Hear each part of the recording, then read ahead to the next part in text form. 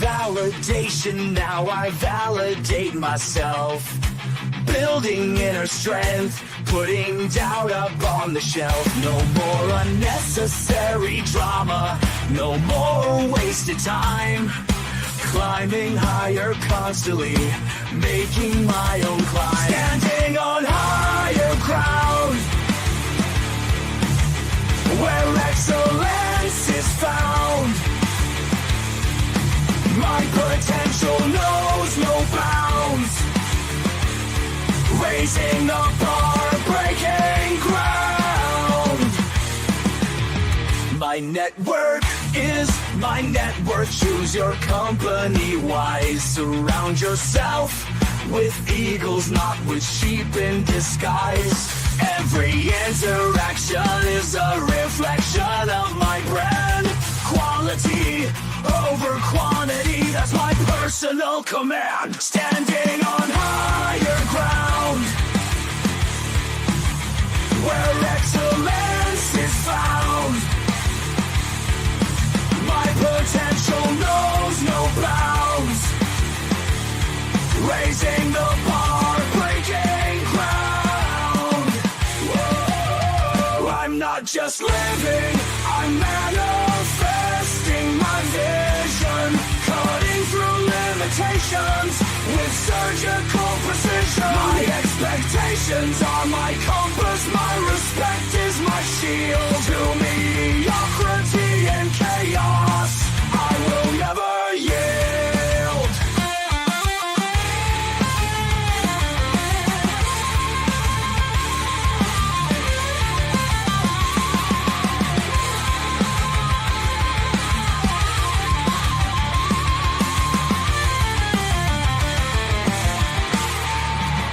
I'm not just living, I'm manifesting my vision. Cutting through limitations with surgical precision. My expectations are my compass, my respect is my shield. To mediocrity and chaos, I will never yield.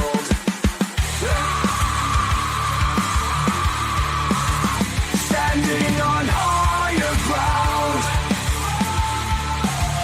where excellence is found. My potential knows no bounds. Raising the bar, breaking ground.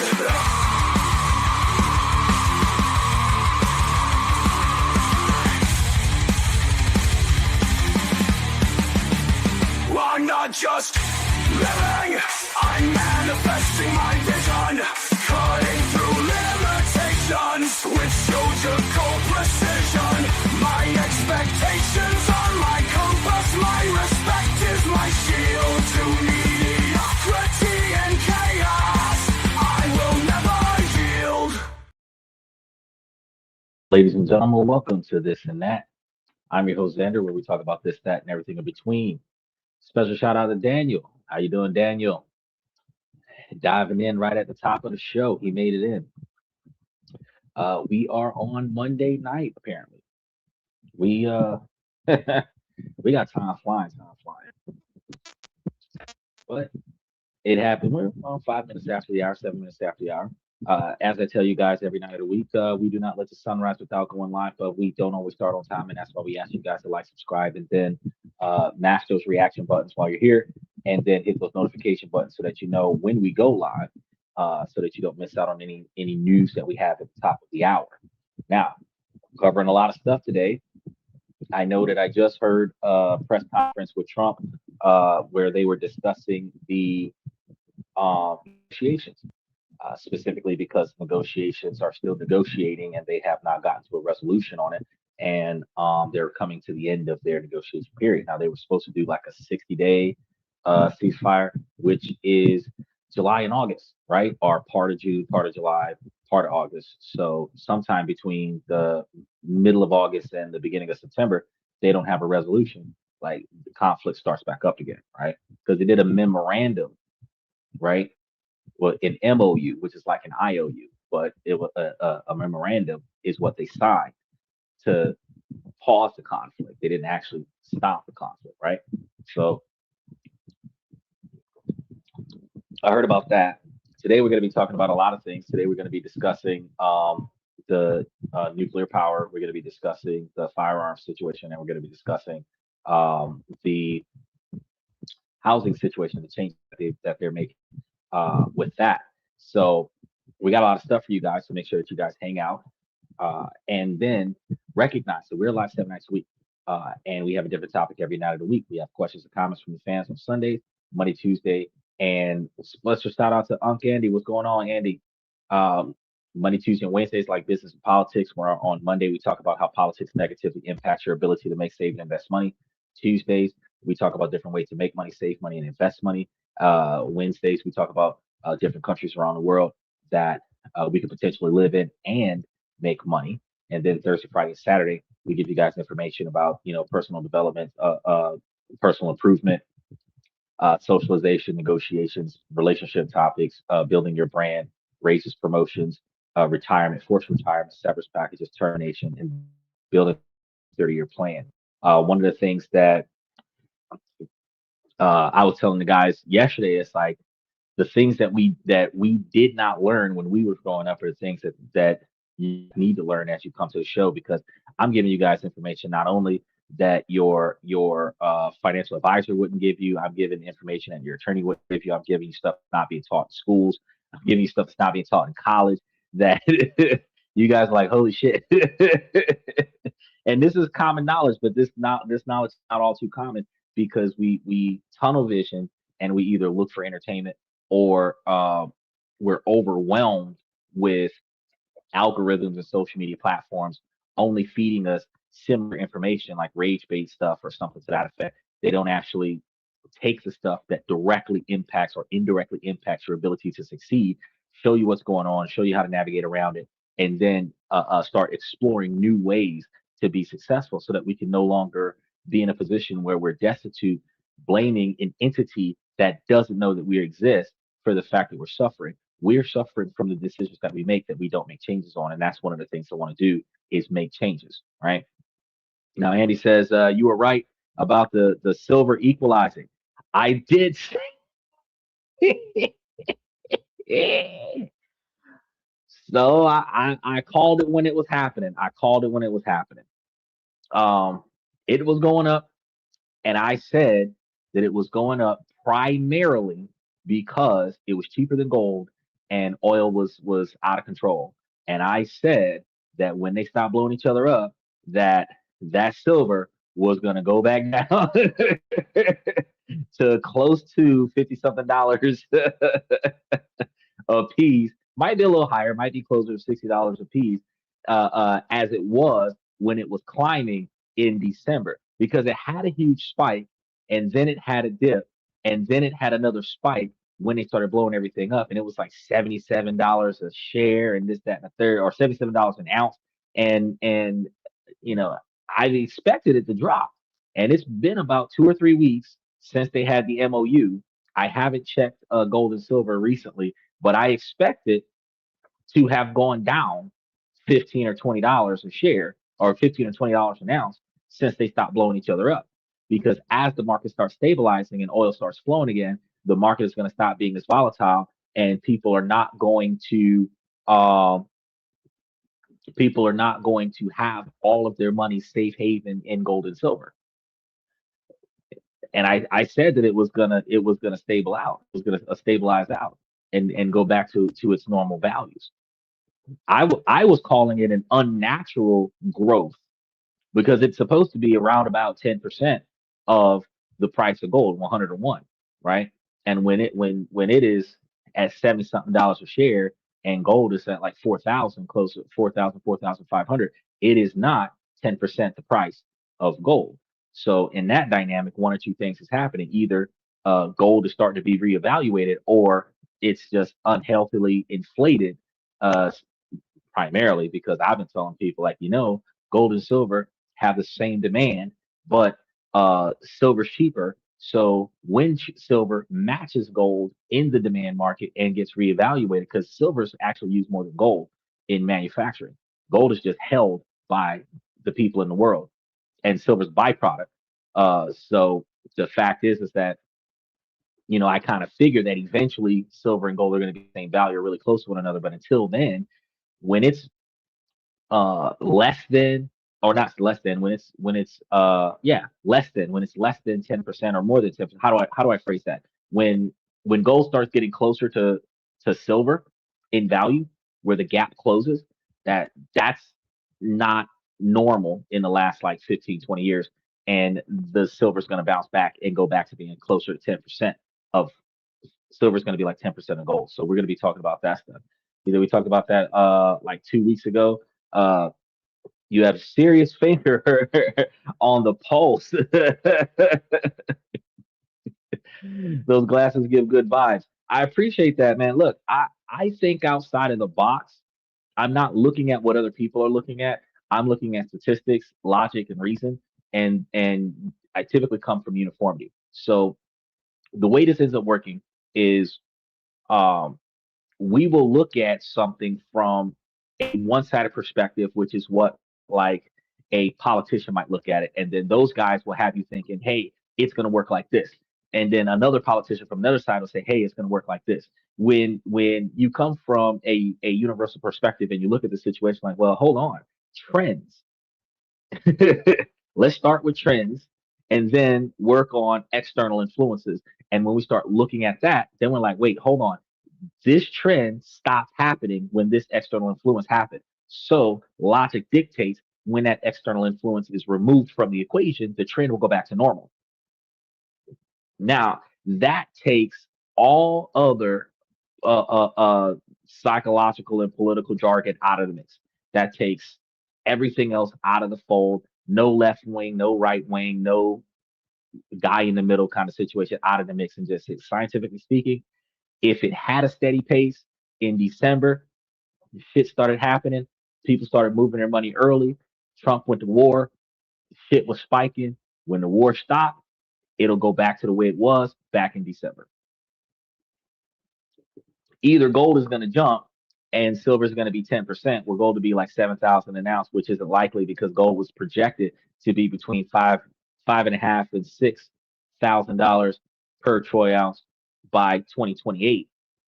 So it's not likely that gold is going to jump from 4 to 7 over the summer of 2026. So what we're looking at is silver would have to bounce back down and go something closer to like 55 or $60 an ounce. And then gold will start surpassing it again. I look at a lot of different variables, but I'm looking at the variables that nobody else is looking at. And that's the reason why when I give you guys recommendations to look into, it is something you should look into because I'm not wrong, right? And that's what people don't understand. I'm not wrong. I get my devil's advocate Michael when he comes into the show and tries to argue the differ, and I have rarely missed the mark. I've rarely. I think the one time I missed the mark was when I talked about Old Spice because when Old Spice was being advertised for men, I was talking about when it first came out as a male cologne. But Michael's 70 years old, he's 30 years older than me. He was talking about when Old Spice first came out as a female cologne. And I was like, oh, that's kind of the same as what we're doing right now because what guys are telling other guys is that, hey, if you really want to attract a girl, put on some female perfume. It's not what masculine men would consider masculine, but women are attracted to the things that they like to smell like. So they smell their own cologne. So really, if you wanted to attract a girl, you put on some Chanel. I'm like, damn, I'm not doing it, but I can understand the dynamic. If that's what the Cowboys was doing back in the day and say, hey, let's put on some these females like Old Spice, I'm gonna drench myself in Old Spice and they'll throw themselves all over me. Hey, it is what it is. But let's go ahead and get on today's topic. You were told that energy bills were out of control, right? And that the grid is going to be fragile, that we're dangerously dependent on volatile global markets. And then you were given a promise, a vision of a future powered by clean, reliable, American made energy. I know y'all seen that press conference, right? Because he said, I'll watch you try it, Frost. Oh, forced.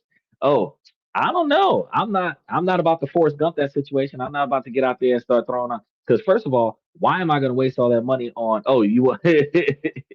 Oh, you'll watch me try it first. Oh, shit. No, I'm not gonna.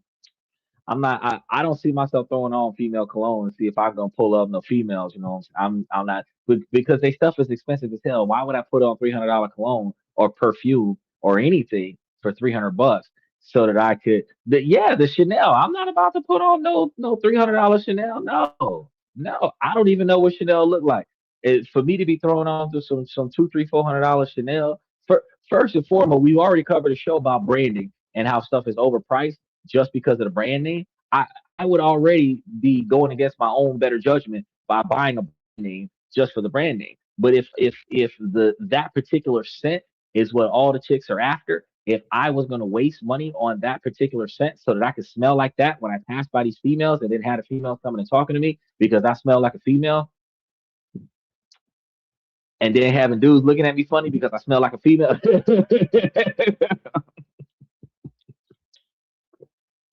When you can find your own, you can find your own because like Draca Noir is like $20, and you can mix some Draca Noir and some Old Spice, and you can find Old Spice for $18, and you can mix Draca Noir and Old Spice together, and not have to spend money on Chanel and have the females turning their heads anyway, right?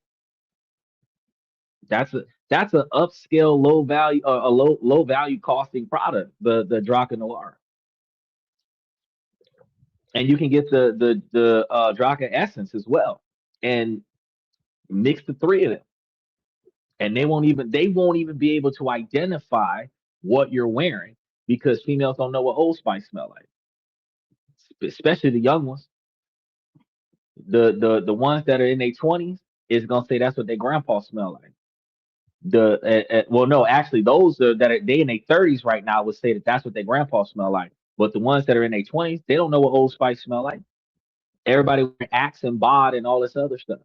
So you when you jump on some of the original, not all the special fragrances, the original Old Spice, some Draca Noir, some Draca Essence, mix and match, and put them in different areas too. Put them in different areas where different parts of your body smell like different parts of the cologne. Guaranteed. They be like, damn, what's he smell like? I've done this experiment back in college. It works, and the scent it gets there before you do, and it lingers after you're gone. So like bloodhounds, these females can follow the scent to where you are. It does work. I just haven't tried it with female cologne. I don't want to waste the money on that. But when we were talking about the vision of nuclear renaissance, it has a broad support, and it is a key part of the energy platform for political figures like Donald Trump, who championed a massive expansion of nuclear power as of recent. The goal is powerful and simple: energy independence, and for you, stable, affordable electricity. So it's a future that we're new, and and I'm gonna have to be honest with you. They have to fire up these reactors, secure some grids, and then free us from the wild price swings of fossil fuels. Think about some of the northern states right now that are paying a 25% tax on their electric bill because we're getting power from Canada. Shit like that.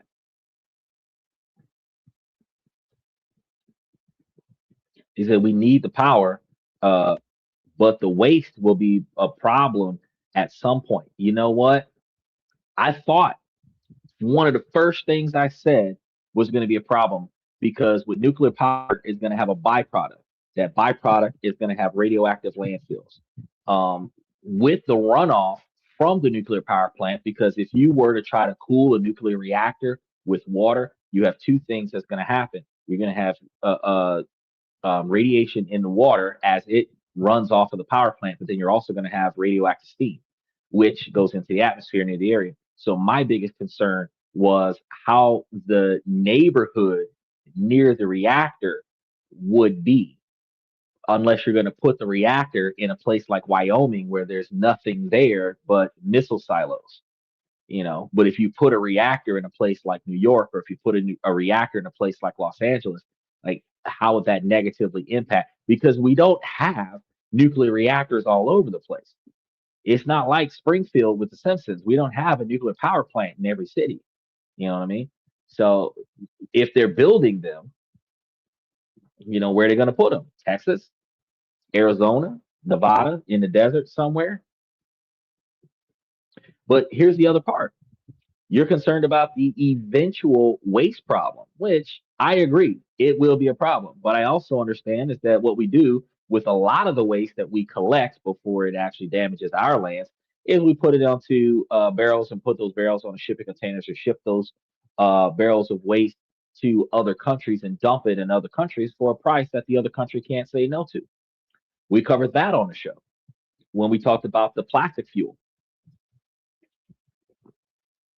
I'm telling y'all, we be putting stuff together. But there's going to be a hidden timeline that the official announcements don't mention, because he's like nuclear reactor, and you think it's going to happen now because he said it today that it's going to happen in a couple weeks. A reality buried in financial reports and construction delays is when it's actually going to start. They didn't talk about that part. It shows why even this nuclear boom hypothetically begins now, but your household won't feel financial relief for at least a decade, 10 years at least. In fact, for the first few years, this grand plan might even make your bills go up before they start going down. And this isn't about whether nuclear power is good or bad. You know, this is a story about money, your money, my money, our money. And to understand what's about to happen, you need to look past the political promises and follow the brutal, expensive, and incredibly slow path every new nuclear power plant walks. And this is the hidden truth behind the nuclear promises. And I'm going to get to why in just a minute. Because the micro reactors need some strict oversight. They are so new. Yeah, and that's going to be the delay in the construction, which is going to delay the performance and actually going to contribute to the higher cost in the beginning, because the nuclear power plant's development is going to be pushed out. The cost of it is going to be pushed out on the beneficiaries of the power. So just like overpricing a Tesla Cybertruck, overpricing the electricity that comes out of the plant when it first starts producing power is going to have people that are receiving power from that power plant have a spike in their power bill. That's just one of the things we're going to be expecting.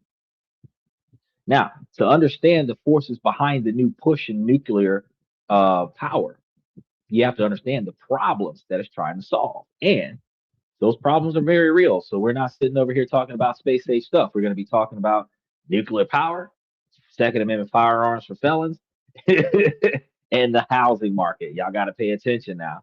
Make sure y'all like, subscribe, and mash those reaction buttons as we get through this. He said, the crocodiles love the nuclear power plants, warm water during the winter. Right. But then, like the Simpsons, you're going to have a crocodile with 5 eyes.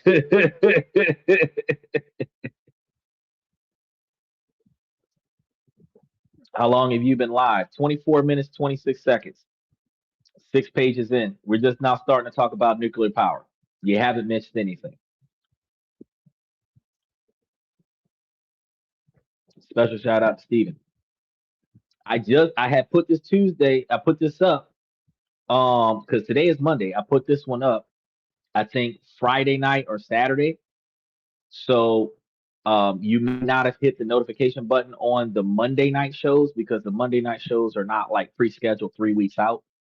The Tuesday night shows are not always scheduled 3 weeks out. Some of them are, but the Monday night shows are like the weekend before Monday, specifically because I want to be up to date with the stuff that we're talking about as it impacts your ability to function right now. So some of the times you might have hit the notification button for all of the shows that were printed last Monday, but this show wasn't available that day when you hit those notification buttons. So it got posted after that. I mentioned it. You might have not have been here when I mentioned it, but I did mention it.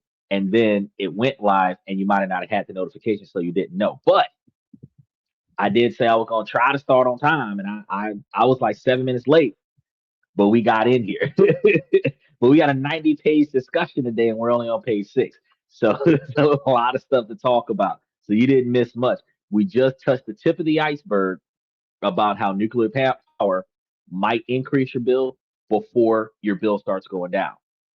Is that 14-foot crocodile swimming around? Oh yeah, 14 foot. You're thinking about 14-foot crocodile. Imagine a 14-foot crocodile with 8 legs and 12 eyes.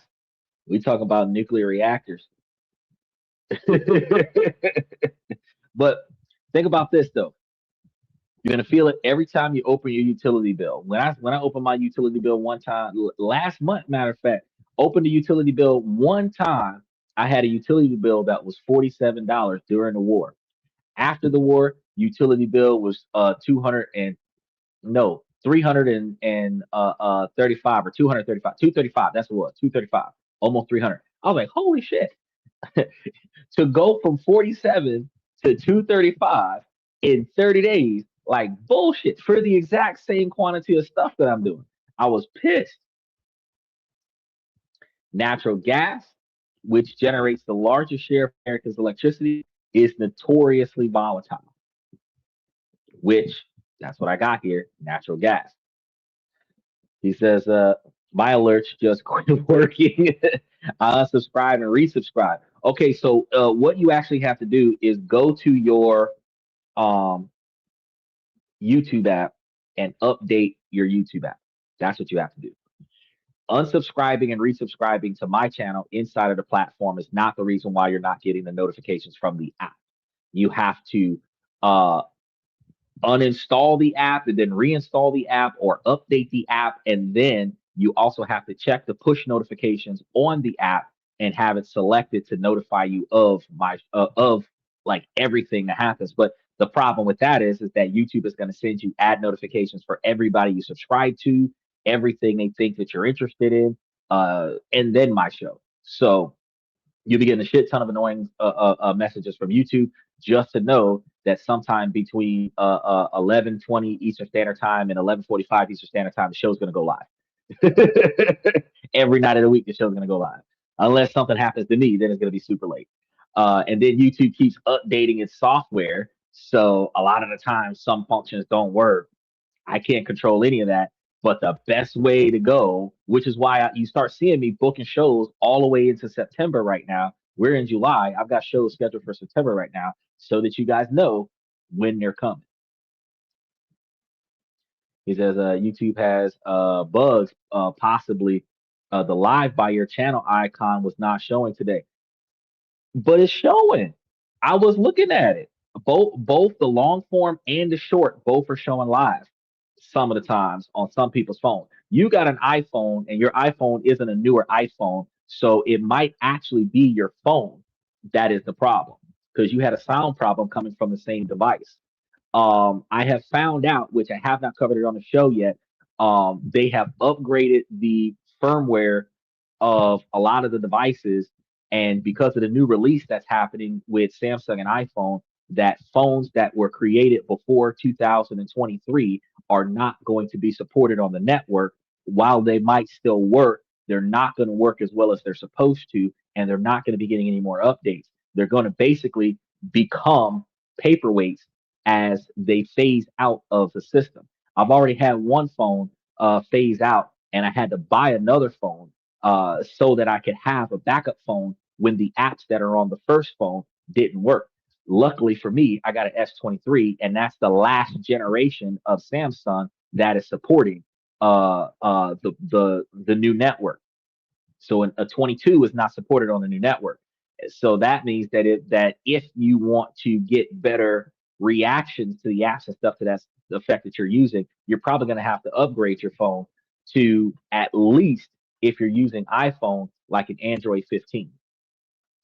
or an Android, if you want it to last for a few years. But if you want to get the last generation of phone, you might want to get you an Android 14.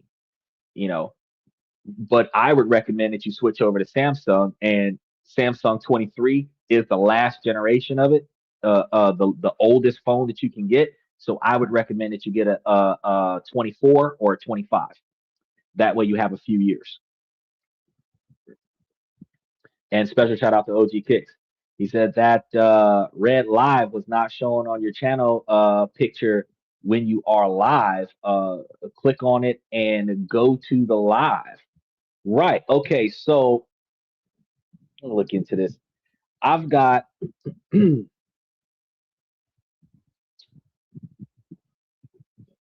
not showing where it's supposed to show. It shows, where does it show? So from where you guys are, because you guys are on the shorts reel, it may not be popping up on the shorts reel the way it's supposed to pop up on the shorts reel. When you go directly to the channel itself, it shows you which one of the shows is actually live. But if you're scrolling through all of the plethora of things that YouTube's got going on, it doesn't necessarily show you that I am specifically live. It's supposed to have a little circle, and then in that circle is supposed to be a red circle, and then they're supposed to have like a little square that says live, and that doesn't always show up. It at best has a little red dot there, which I think is extremely disrespectful. But um, that's kind of a failure that makes it hard for be seen.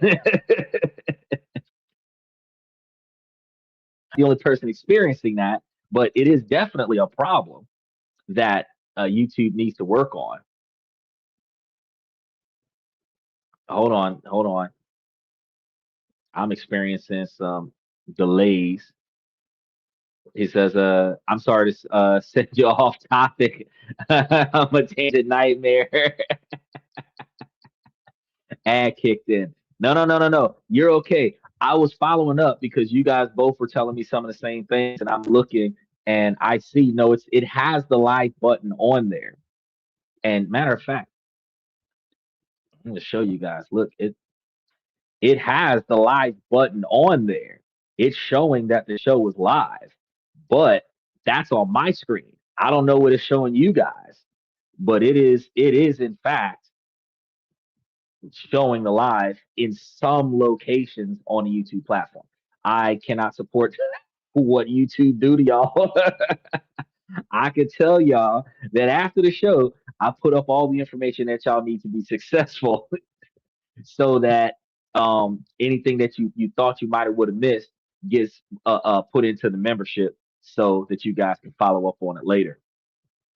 Now, we had a crisis overseas, a cold snap, uh, pipeline disruptions can make the prices spike, and those costs are always passed directly onto you when we're talking about the volatility of fossil fuels and everything to that effect. Our grid is also creaking under the strain of extreme weather and skyrocketing demands, right? People don't think about that either. And this is going to be from the newly acquired electric vehicles and the ferocious appetite of AI data centers because it takes a lot more energy to power AI data centers and any type of self-learning software. Now, the promise of nuclear power is that it's offering an escape from this chaos, which is something that not a lot of people really pay much attention to. The version that Trump is putting out, the vision that we're gonna talk about today, is a very ambitious vision. The United States currently has about 96 operating reactors, which provides about 97 gigawatts of power throughout the United States. And this is the largest in the world and generates about 18% of the country's electricity, right? Now he was pissed off at the nuclear movement of Iran, but we're about to head in the same direction. Nuclear and renewable energy together. Renewable energy is going to be like solar power, wind power, water turbine power stuff, and then we're going to throw nuclear in there, right? Is going to be in combination instead of fossil fuels, right? This is going to be a vast majority of our carbon free power. Now, some recent energy studies and policy goals have laid out a path to dramatically expand this area. So, with ambitious targets of quadrupling nuclear capacity towards 400 gigawatts by 2050. Now, remember, they're at about 97 gigawatts, and they want to get to 400 gigawatts in the next 24 years, 34 years.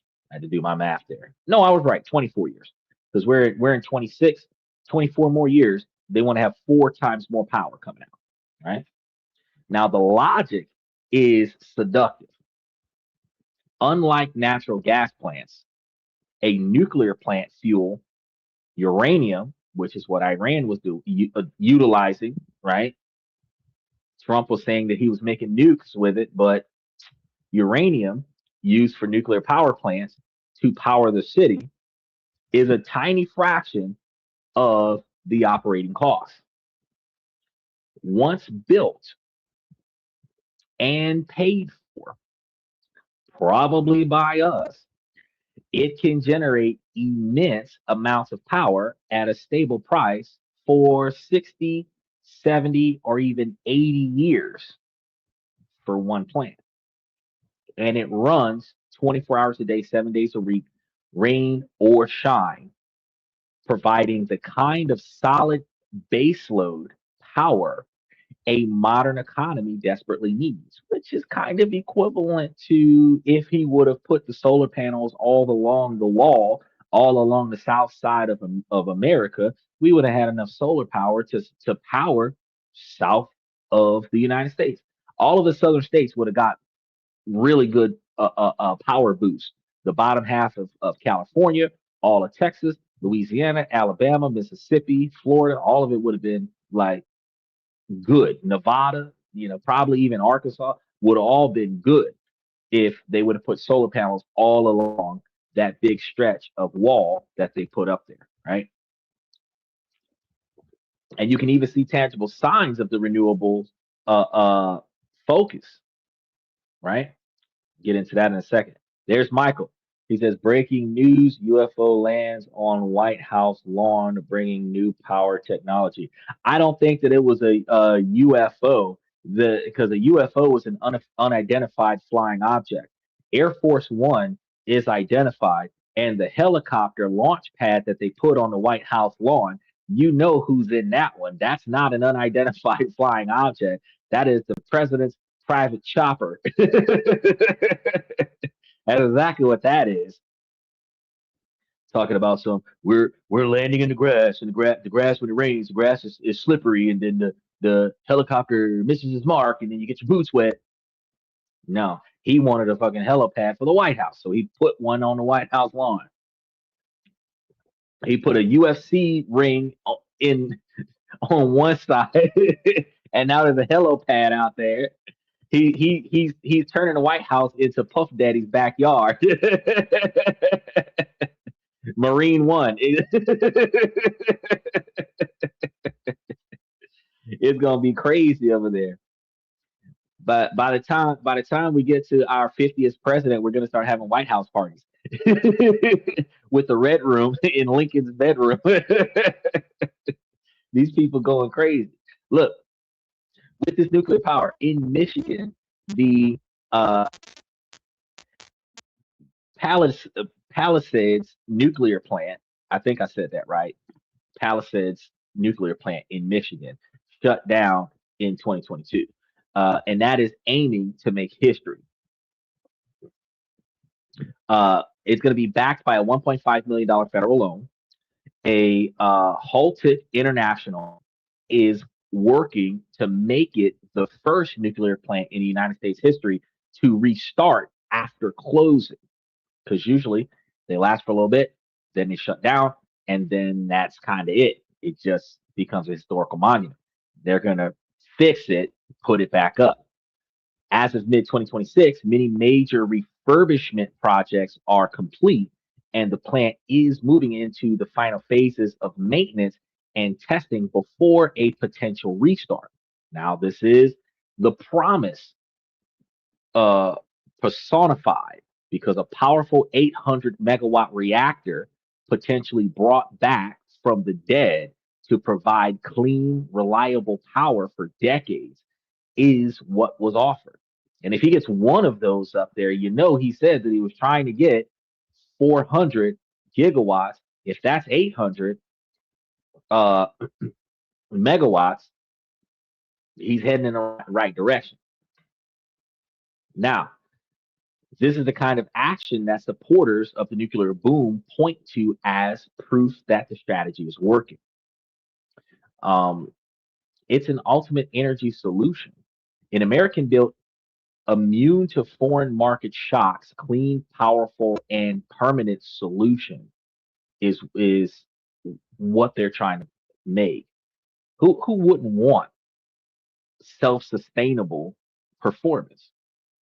But with any deal that sounds this good, you have to ask, what does it cost? And who exactly is supposed to pay for it? That answer is where the promise of lower bills collides with a decade long wall of financial realities.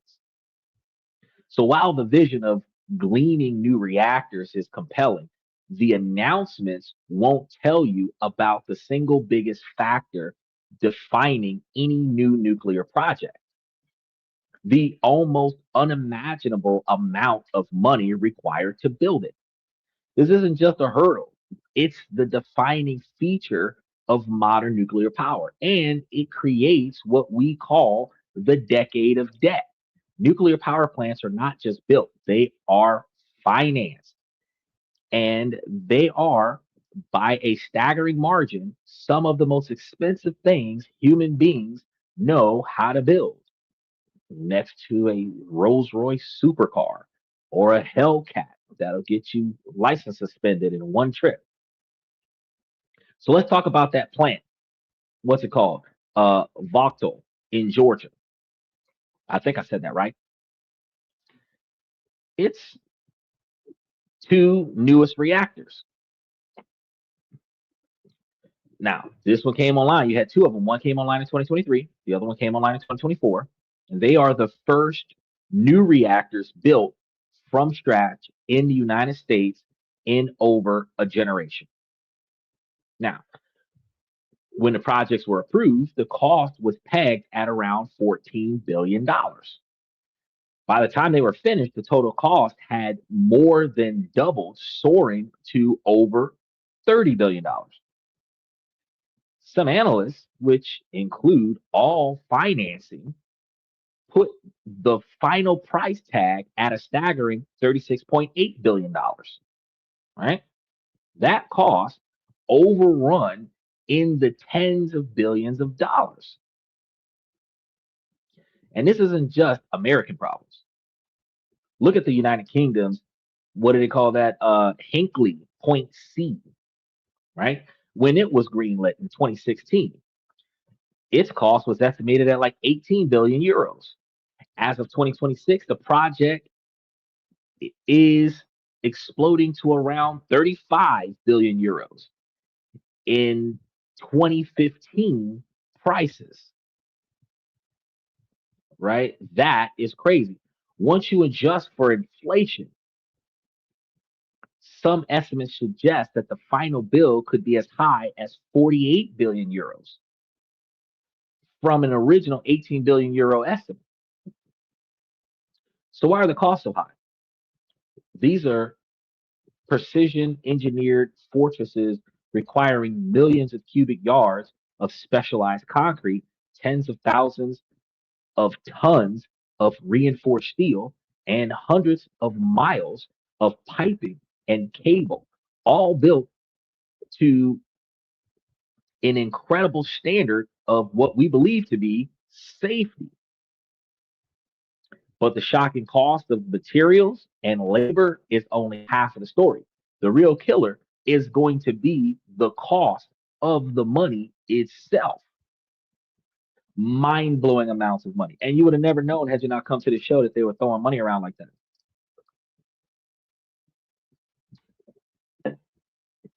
A $30 billion power plant is paid for with debt. Massive loans are taken out before the first shovel hits the dirt for the entire construction period, often lasting over a decade, more than 10 years. That plant produces zero income, but every single month you have to pay the interest on those loans. This is called interest during construction, and it is a financial black hole.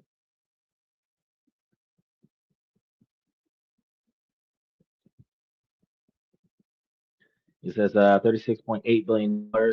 That plant will never open, just like the Sapso nuclear power plant in Washington State. Oh, but see, that's what we're talking about. The fact is that they're supposed to be bringing all of these plants back and putting an initiative into getting them built up and getting them released. If he can spend $600 billion on a fucking wall, he can spend $38 billion on a power plant. We're giving money away by wasteful spending. They're going to utilize it to build something with it. When the Vocto project was delayed, it wasn't just the cost of idle construction workers, it was the interest clock taken away on billions of dollars of borrowed money. So every delay meant millions more in interest, which gets added to the total loan balance, making the next interest payment even larger. At Voctal, these financing costs added billions to the final bill. And this brings us to the most critical part of the scenario. You, how this impacts you, the customer, who pays for this decade of debt. We do. You do, I do, Michael Steven. Special shout out to FX Trader. He's paying for it too. Yeah, we get bit by it. He says it sounds like the financial black hole of the California high speed train. Yeah, actually, it's exactly like that, but worse because it's just getting started. The fact that they're on this financial black hole initiative for the next 24 years, where we're not going to start seeing financial relief on it for the next 25 or 27 years.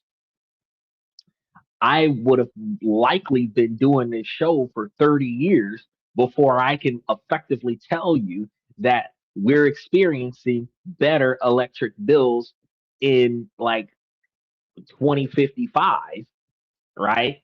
And whoever the fuck the president is at that time, people are going to be saying, oh, such and such president. And I'm going to be the one person without the manga hat saying, nope, Donald Trump did that 25 years ago. He says the interest alone, like being upside down on a car loan. No, sir. Worse. It's like being upside down on an apartment complex loan. It's like being upside down on Drake's $448 million house. A car loan ain't that bad. A car loan is like, one or two late payments, but that fucker's still usable. Like try try building a mansion, borrowing against the after repair value on the mansion, and then having construction halts, not being able to sell it, not being able to rent it out, not be able to turn a profit. At least you can turn a profit off the car. You can do Uber and Lyft with the car. You can't do shit with the nuclear power plant. Cost overrun, and it goes straight to us. VSRT, that's right. He said by the time it's finished, it will probably be obsolete. It will not. That's the problem. So that's another problem. That's not the only problem. Here's another problem because they're making the nuclear power plants to detach from the need to buy power from other places. Putting these nuclear power plants up will put more power on the grid. It's not going to replace fossil fuel, but it will do things like replace getting electricity from Canada. So the idea is that we will not be codependent.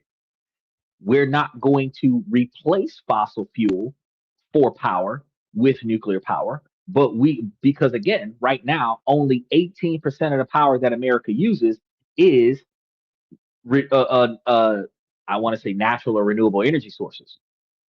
So the nuclear power is included with solar, hydroponics, and all of the other ways, wind turbines, and all the other ways that we don't use fossil fuel. So that means that if only 18% is non fossil fuel related, then the rest of our energy is fossil fuel related. In order for us to replace fossil fuels with nuclear power plants, we would have to have 50 times more productivity out of nuclear power plants. That would be a lot. So it's not going to be obsolete. It's going to become in more demand. The more effective they are with this, the more often they're going to put another one down. He said, Bay Area rapid transit. BART. Oh, because I was about like BSRT. I'm like, I remember Bart Simpson, but BSRT. Now that makes sense. The Bay Area Rapid Transport. Yeah. So in some states, utility regulations allow the company to pass on its cost plus a guaranteed profit, right? So for massive projects, some states even allow construction work in progress, which is CWIP charges. So let's observe how the utility charge for you will be including the financing costs of the new plant while it is still being built. That ain't that bullshit. It ain't usable, but they're factoring it in to your light bill as your light bill get high as fuck, and you're like, man, I'm not using nothing new, but I'm spending more money on the bill. He said Elon Musk will probably one day harness these uh, energies from the sun by putting up some solar sails into orbit. You do realize that we've already got stuff like that going on, just not to power the planet. They've got for like the space stations and stuff like that are orbiting our solar system, or not orbiting our solar system, orbiting our atmosphere. They have those solar sails to power those space stations. What Elon Musk is doing is trying to create uh, full facilities, hotels, full structures, and stuff like that in space, not necessarily on another planet, but like a full on living facility in space. That's some of the things that he's working on, which is why Elon Musk is doing his own truth. Back in like the 40s and 50s, we used to compete with Russia and China and all of these other places for like the race to the moon and the race to this and space program, this, that, and the other. NASA is competing with SpaceX, Elon Musk, right now to a private company versus a government company. Which one is going to take over the solar system first? And Elon is catching up. This is crazy. So I don't know if he's going to capture sun power, solar power, and utilize it to fund the planet versus capturing the power of the sun and using it to create his own planet in space and then travel across the galaxy like the Borg ship or some shit like that. That's what I think Elon Musk would do because he would charge billions for that. And could you imagine that Star Trek? I can't remember which generation it would have been, but the one Star Trek where they launched the Enterprise from Earth into outer space, it is full of all of the richest people in the world. So the top 1% leave planet Earth and leave the other 99% of the people. Notice how everything was peaceful. Nobody was fighting, everybody was sharing. Remove the problem. Solutions everywhere. Uh, Michael says, my power is the sun, which is stored in my lithium battery banks. We got to get a lot of those. Um, Solar in orbit needs to be a transmission capable.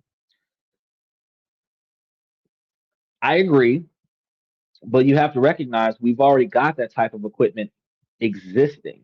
It is just not regularly provided to the average individual. And the reason why it's not provided to the average individual is because the average individual can afford that shit. We, like Michael talking about the power banks, the lithium ion power banks that Tesla makes.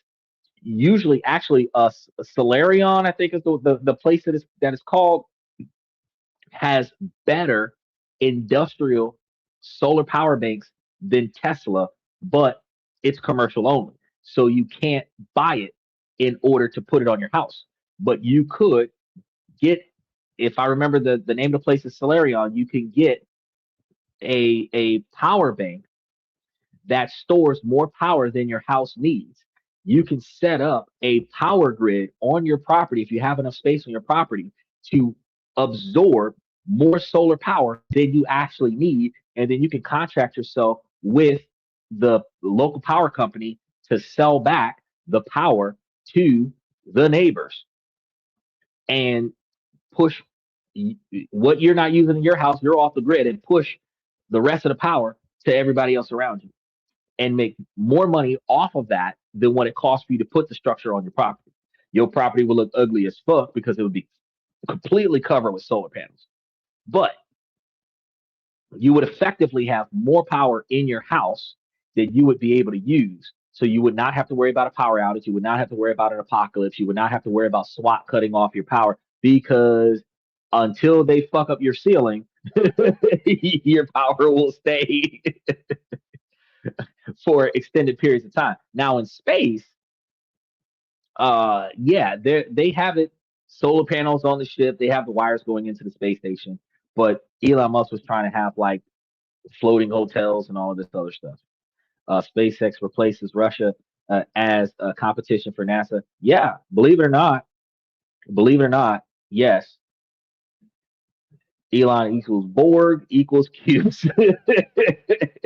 Capsule sends power to the planet via wireless gates. Right. But if you think about the if they're doing power cables, so imagine this. Imagine a space elevator that goes to a space station off the planet. Next to that space elevator would be large cables going down to the planet. And then that set of cables would be connected to massive generators that would then push the power to wherever from that singular source. That's doable. Now, imagine this, and I'm about to blow your mind with this. Imagine this. If they had one of those in every city in the country, but somewhere around the top of these, before it gets too far out of the solar system, they put like condos around the elevator. Wait now, you're going to love this. You're going to love this. So now you have a bunch of tubes coming out of the ground above the clouds. You have a bunch of condos on those tubes. You got elevators to take you to space. Throw in the flying cars. You've got the Jetsons. Okay. From back in the 80s, you've got the Jetsons. Just with what you're talking about right now. You see how iRobot with Will Smith turned into Elon Musk and those humanoid robots that he debuted. You see how 007 turned into the Galaxy wristwatch that we got. You see, you see the Bluetooth intercom that translates everybody's language from Star Trek turns into the Bluetooth headphones that translates everybody's language in real time and right now. 50 years ago, it was considered science fiction. Now it is reality. In 10 years, it is reality at an affordable price. Just think about that. He said Star Trek technology was running on a near unlimited energy supplies we can only dream about. No, we can do it. It's just that we just got to stop being greedy. The only reason why we don't accomplish a lot of the things that we could accomplish is because there is a select few quantity of people that want the money behind it. There's a larger quantity of people that give a shit about the environment, and an even larger quantity of people that are jealous of the fact that they didn't think about this and they want some money too. The rest of us could give two shits. So 30% of the population is fighting for how much this costs and how it affects the environment. And the other 70% is like, hurry up and build it so I can have it. And I'll pay whatever you ask for. That's the reason why we don't have as much progress as we could have, because if everybody was on the same page, we would already have it. If we were doing nuclear power back in the 40s, we should have a nuclear power plant in all 50 states. The fact that we don't have enough nuclear power to power the whole country is because somebody politically thought it was a bad idea to have nuclear power everywhere. Well, that's about to change. Michael says, my neighbor cuts me out every time a tree falls and takes out their electric grill. Fuck their electric grill. My neighbor was complaining to me because one of my trees was blocking her driveway. Oh, I looked through the trees and was able to look both ways. And I looked at my neighbor and I said, well, if you want to trim a couple of branches, you can, but you can't uproot this tree. He says, matter, antimatter reactors. That is currently a reality that is not widely used. I cannot prove who has the matter antimatter reactors, but there's probably only 3 of them in the world right now. If America has one of them, but it is only testing in some type of high structured government facility situation, not being widely used as a power source to fuel the planet or even a local facility. Is I'll take whatever you're smoking. That ganja. France has 57 operational nuclear reactors. Right. Right. But they're not unilaterally nuclear. No country that I know of is unilaterally nuclear, which is the reason why the majority of the world suffered when the Strait of Hormuz was not producing oil. In Georgia, ratepayers were hit with special fees on their bill for years, paying for parts of the voltage or the Vogtle plant long before the Vogtle plant produced a single kilowatt of power. So your light bill is going up because they're building something, not because you're using more power. The first financial impact of the new nuclear plant might not be a credit, but a new charge.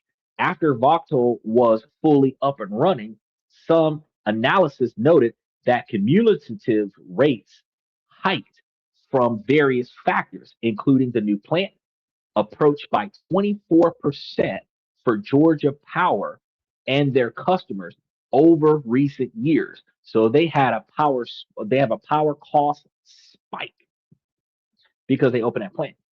He said they're working on fusion reactors and making progress. I'm going to say that's progress. Well, yeah, they've been doing a good job with fusion reactors, but they're not. It's not widely used yet.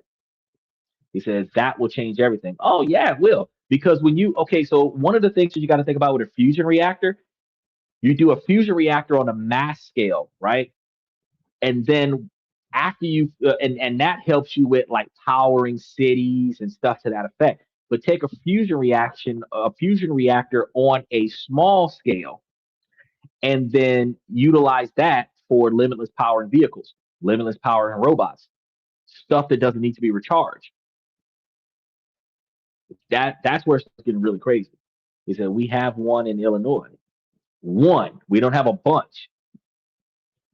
I'm starting to suspect that it might not be just Iran that want the Strait of Hormuz closed. Donald Trump wanted to control the money. He didn't give a shit about the strait. He said no radioactive waste, no meltdown risk. I know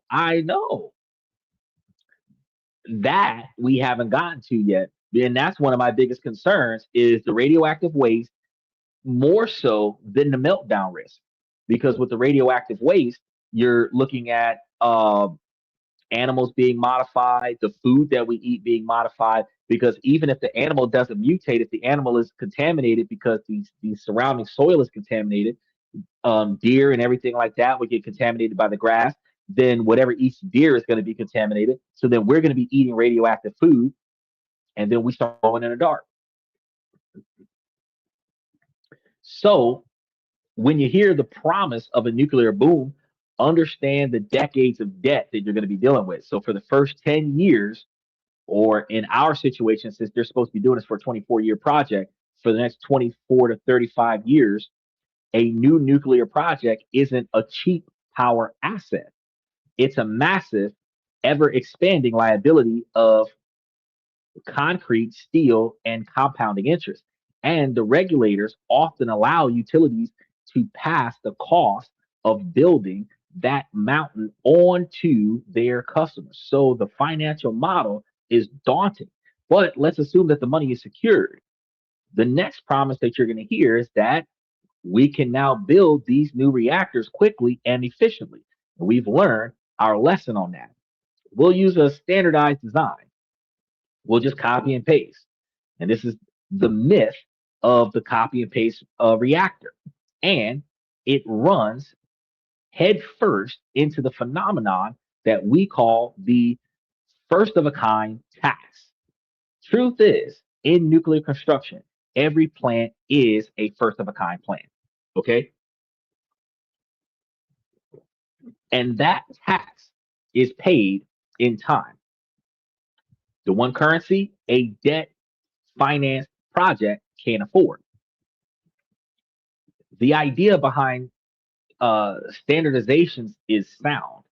The AP 1000 reactor at Plant Vogtle was supposed to be the model for the new era, with module components built in the factory and assembled on site. But the Vogtle wasn't just the first AP 1000 built in the US, it was the first new nuclear plant of any kind licensed and built here in a generation. The skilled labor force that built the original fleet had retired. The specialized supply chain had withered. An entire industry had to relearn how to do the same thing it had already done 30 years ago. The original schedule for Voxel's new reactors was supposed to be 2016 and 2017. They began commercial operation in 2023 and 2024. That 7 year delay was the price of relearning how to build what was going on. He says, Fermilab National Accelerators. But surely it gets easier, right? This is where Hinkley Point C in the United Kingdom is so instructive. By the time its construction started, the same reactor design was already being built elsewhere. Yet the project has been plagued by the same delays and cost overruns. It was supposed to start generating power in 2025. Now the target is closer to 2030 or maybe even 2031. Why do you think that is? Because it can't just copy and paste the nuclear plant. Adapting the French design to meet British regulations requires a staggering number of modifications. One figure cited in reports is 7,000 design changes.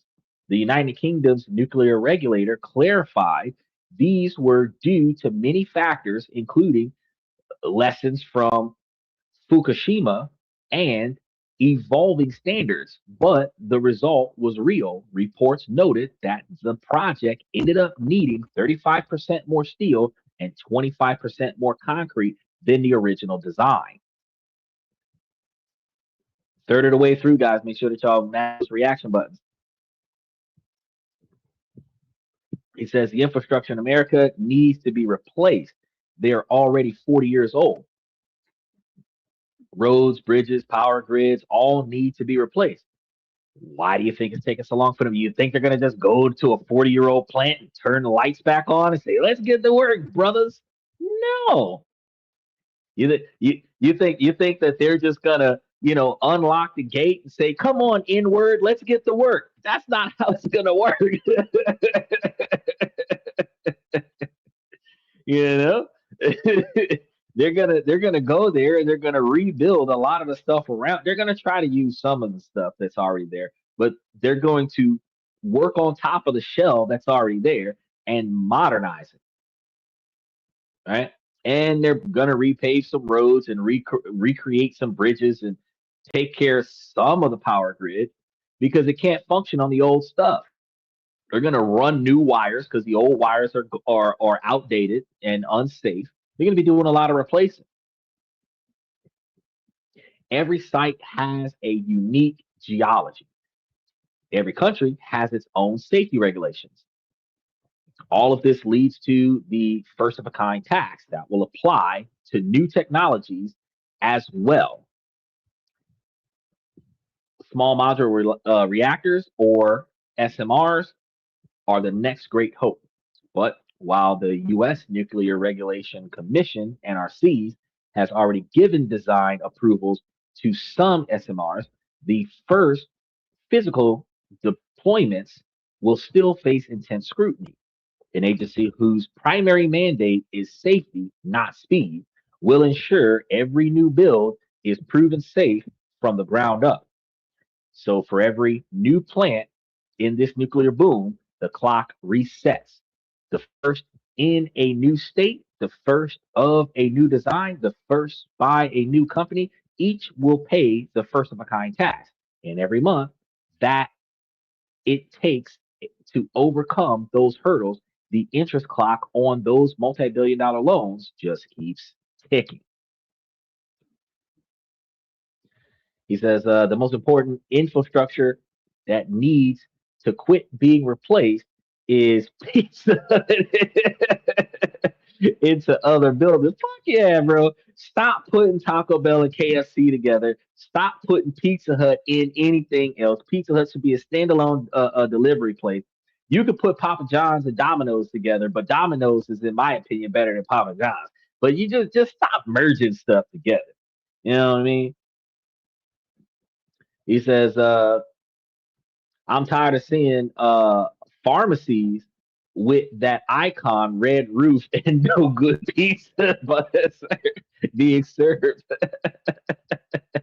Well, you know what the problem is there? When a new company buys a building, they don't put a lot of money into the exterior. They only put a lot of money into the interior. So if it used to be a Pizza Hut, but now it's a pharmacy, it's got the Pizza Hut red roof, but it doesn't look like a Pizza Hut. If you were to buy a old Chinese restaurant, it would have the Chinese restaurant exterior, but it might be like a Foot Locker or a Champs or something like that on the inside, because they only care about redoing the inside. If the outside is in good condition, fuck it, I'm not gonna waste it. It looks good already. I don't have to do nothing to it. Just put a name on a billboard outside. Now, we've been through the debt, the delays, and the brutal economics of mega projects. It's a complex picture, and it's easy to see why these details get lost in headlines. So, if you're finding this breakdown valuable and you want to understand the real economics behind the world's biggest projects, take a moment to subscribe if you haven't done so. Hit those like buttons. Mash those reaction buttons. Make sure that you hit those notification buttons because we're going to get some deep stuff coming soon. It is the biggest way to make sure that you can keep digging into the past and getting past the surface of all the bullshit that everybody else is trying to teach you because I'm giving you the stuff to make you think, make you learn, make you grow and improve. So let's fast forward. Imagine we've overcome the first two hurdles. The debt has been endured, the delays have ended, a new gleaming nuclear power plant is finally built. It's humming away, generating massive steady flows of carbon free electricity. Your bill finally goes down, right? No. This is where the third hidden reality, the grid paradox. A power plant is useless if you can't get the electricity from where it is made to where it is needed. And in the United States, our system for moving power is the weakest link. Building a power plant is one mega project. Building the transmission to support it is another entirely separate mega project. And I just want to point out, I think it was Unc.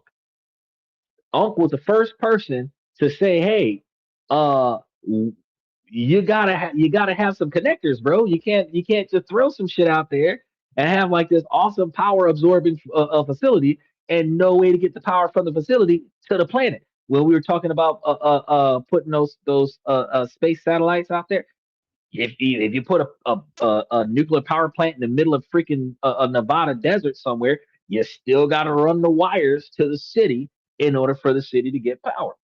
And building a power plant is not going to be the only thing that you got to do.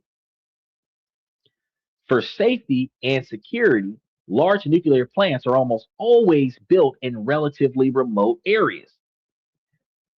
Your home, your office, and the data centers driving the new economy are not usually near those nuclear power plants. So the power has to travel often hundreds of miles across new large high voltage transmission lines. And we are speculatory about bad builds for those wires. We have exceptionally bad builds for those wires. Steven says it's got to be better than that expensive coal power in Virginia. Yes, in comparison to how much resources we waste with coal power, nuclear power will be cheaper. It's not going to be safer though, right? While yes, a coal power plant could potentially erupt if you shovel too much coal into it at one time. And the difference between them getting like lung issues versus getting cancer, the employees have a different type of kind of health risk. But I mean, we're shitty about okay, we all learned in school that matter cannot be created or destroyed, and energy is transferred. We also learned somewhere between biology class and chemistry class that there is a percentage of energy loss when transferring energy from one location to another through a conduit.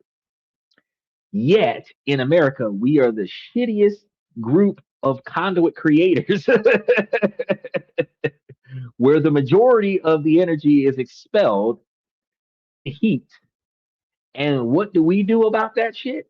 Put a cooling system around it and let the energy go away. And just let it ride. Be like, fuck it. Exactly. Monster cables, high voltage transmission lines. Right. And we don't have it like that, but we need to. According to studies from the Department of Energy to modernize our grid and meet clean energy goals, the United States may need to build thousands of miles of new high voltage transmission lines every year. How many did we build in 2024? An estimated 888 miles. That is a tiny fraction of what we need.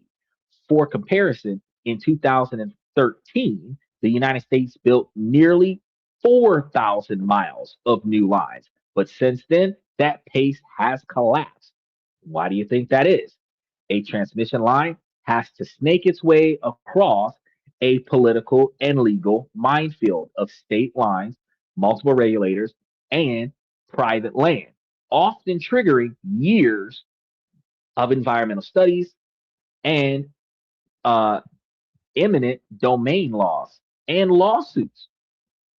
A single transmission project can easily take a decade or more to plan, permit, and build. A whole decade, a whole 10 years, right? So look at the real world examples. Australia, building a massive hydro project called Snowy 2.0. To connect it to the city, they have to build another multi-billion dollar mega project, a transmission line called Human Lake, which is expected to take years. So you have a brand new nuclear plant ready to pump out cheap power, but it's like having a fire hose connected to a garden hose. The bottleneck isn't the power station, it's the grid. The utility can't sell all the power that it's making, and you can't buy it. All the while, the utility still has to pay back the $30 billion loan for the power plant. And those costs don't wait, and you are going to pay it. So, the grid paradox is that even when the solution is ready, the infrastructure to deliver it is another decade behind. The promise of cheap power for all remains stuck in a traffic jam of regulatory delays hundreds of miles from your home. Now, we have navigated the decade of debt and paid the first kind of tax and faced the paradox grid. So, what's the real timeline for when the nuclear boom might actually lower your bill? Let me walk you through this. Decades. Years 1 through 10, the investment phase. This is the years 1 through 10. This is the decade of construction, delays, and debt. During this period, the only thing the nuclear plant produces is bills. Bills for concrete, steel, labor, most of all of the stuff that they're going to need, and interest, right? For people in utility service areas, this is the period of the highest risks for rate increases. This is when utilities go to state regulators and argues for special charges to help them pay for the financing costs. In the first decade, there is virtually no scenario where a new nuclear plant lowers widespread electric bills. Now, years 10 through 15, the break even bout. Sometimes after the 10-year mark, the first of these new reactors might finally come online. At the same time, perhaps a few new transmission lines are energized. This is the moment the promise is supposed to be fulfilled, but the economists are complicated. Uh, the plant is now producing power, which can displace more expensive electricity from natural gas. This puts downward pressure on wholesale prices. However, the utility now has a mortgage payment the size of a small country's GDP. Their primary goal is not to give you the cheapest power possible, it is to pay back the mountain of debt. So the downward pressure from cheap fuel is met with the upward pressure of enormous capital costs. So for you, the result is likely to be a wash or at best a modest decrease. Now, this is the phase of price stabilization, not price reduction, which is the exact same thing that we're experiencing right now with the oil prices going down and the gas prices staying high. Years 15 through 20, right? We're looking at decade two, a whole generation later, and going beyond the 20-year mark, the payoff phase. This is going to be the decades where the promise could finally come true after 15 or 20 years of operation. A significant portion of the initial loan has been paid down. The plant is running reliably and its operational costs are low and predictable. It's at this point that the plant transforms from a liability into a true cash cow. With the capital cost burden shrinking, the utilities can finally pass the low fuel costs on to the consumers in a meaningful way. If an entire fleet of these reactors built in the first decade all enter this payoff phase around the same time and nothing breaks down, it could fundamentally change the economics of the entire grid. But notice the timeline though. We're talking about, as I said earlier, 2040s and 2050s. We're in 2026. That is the true horizon for the promise of a significantly lower utility bills from the nuclear boom that's starting today. I don't know if Michael's going to be here to see it. It is a multi-generational project. The push for nuclear boom is part of a much larger vision, one that also includes bold promises on personal security. A key part of this agenda is an effort to make it easier for law abiding citizens to carry some firearms for self defense. Flagship policy here is going to be the national concealed carry reciprocity. Now we're shifting from nuclear power, right, to guns. I told you guys, we've got three parts. We're talking about guns now, and right after this, we're going straight into housing. Stay with me. Make sure you like and subscribe and mash those reaction buttons. As of mid 2026, this is a policy goal rather than an enacted federal law. It would require Congress to pass new legislation that would treat a concealed carry permit like a driver's license. A permit from one state would have to be legally recognized in all other states, not just some. For supporters, this is a common sense reform to eliminate the confusing and legally risky patchwork of state laws that can turn a law abiding gun owner into a felon just for crossing the state lines. The goal is a major substantive change from the current system. Alongside this, Trump's administration has stepped to lower regulatory friction at the federal level. The Justice and Treasury Departments have proposed or enacted dozens of rules changes uh, and rollbacks to the prior regulations. Actions including uh, rescinding the zero tolerance policy that revoked licenses from gun dealers who intentionally broke the law, making it harder to sanction dealers. Other moves aim to shorten forms, ease restrictions on certain firearm accessories, and even revisit a nearly century old law that prohibits mailing handguns.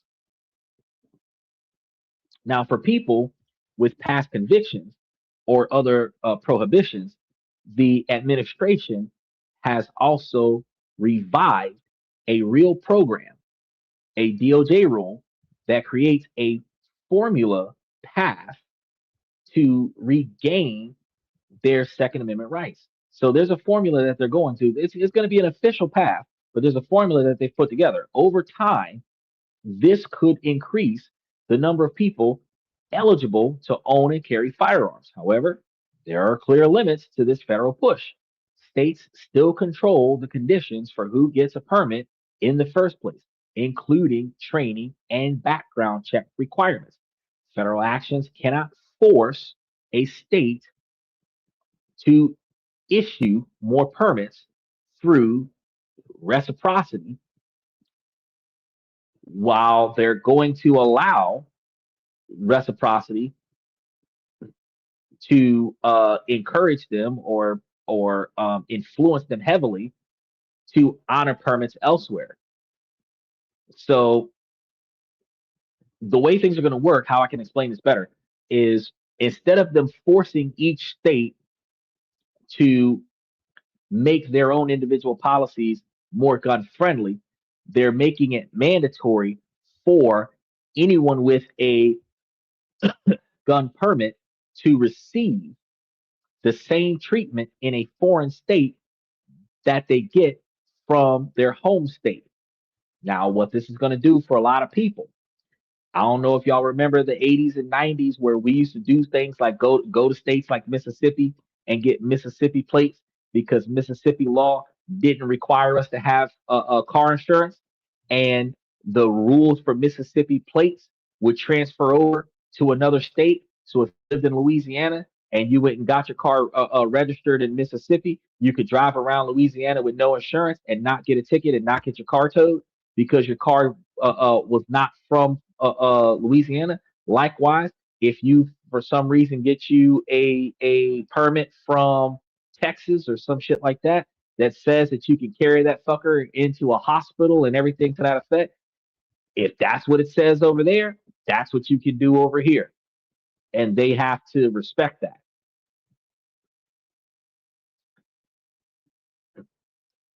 He says, Amazonian.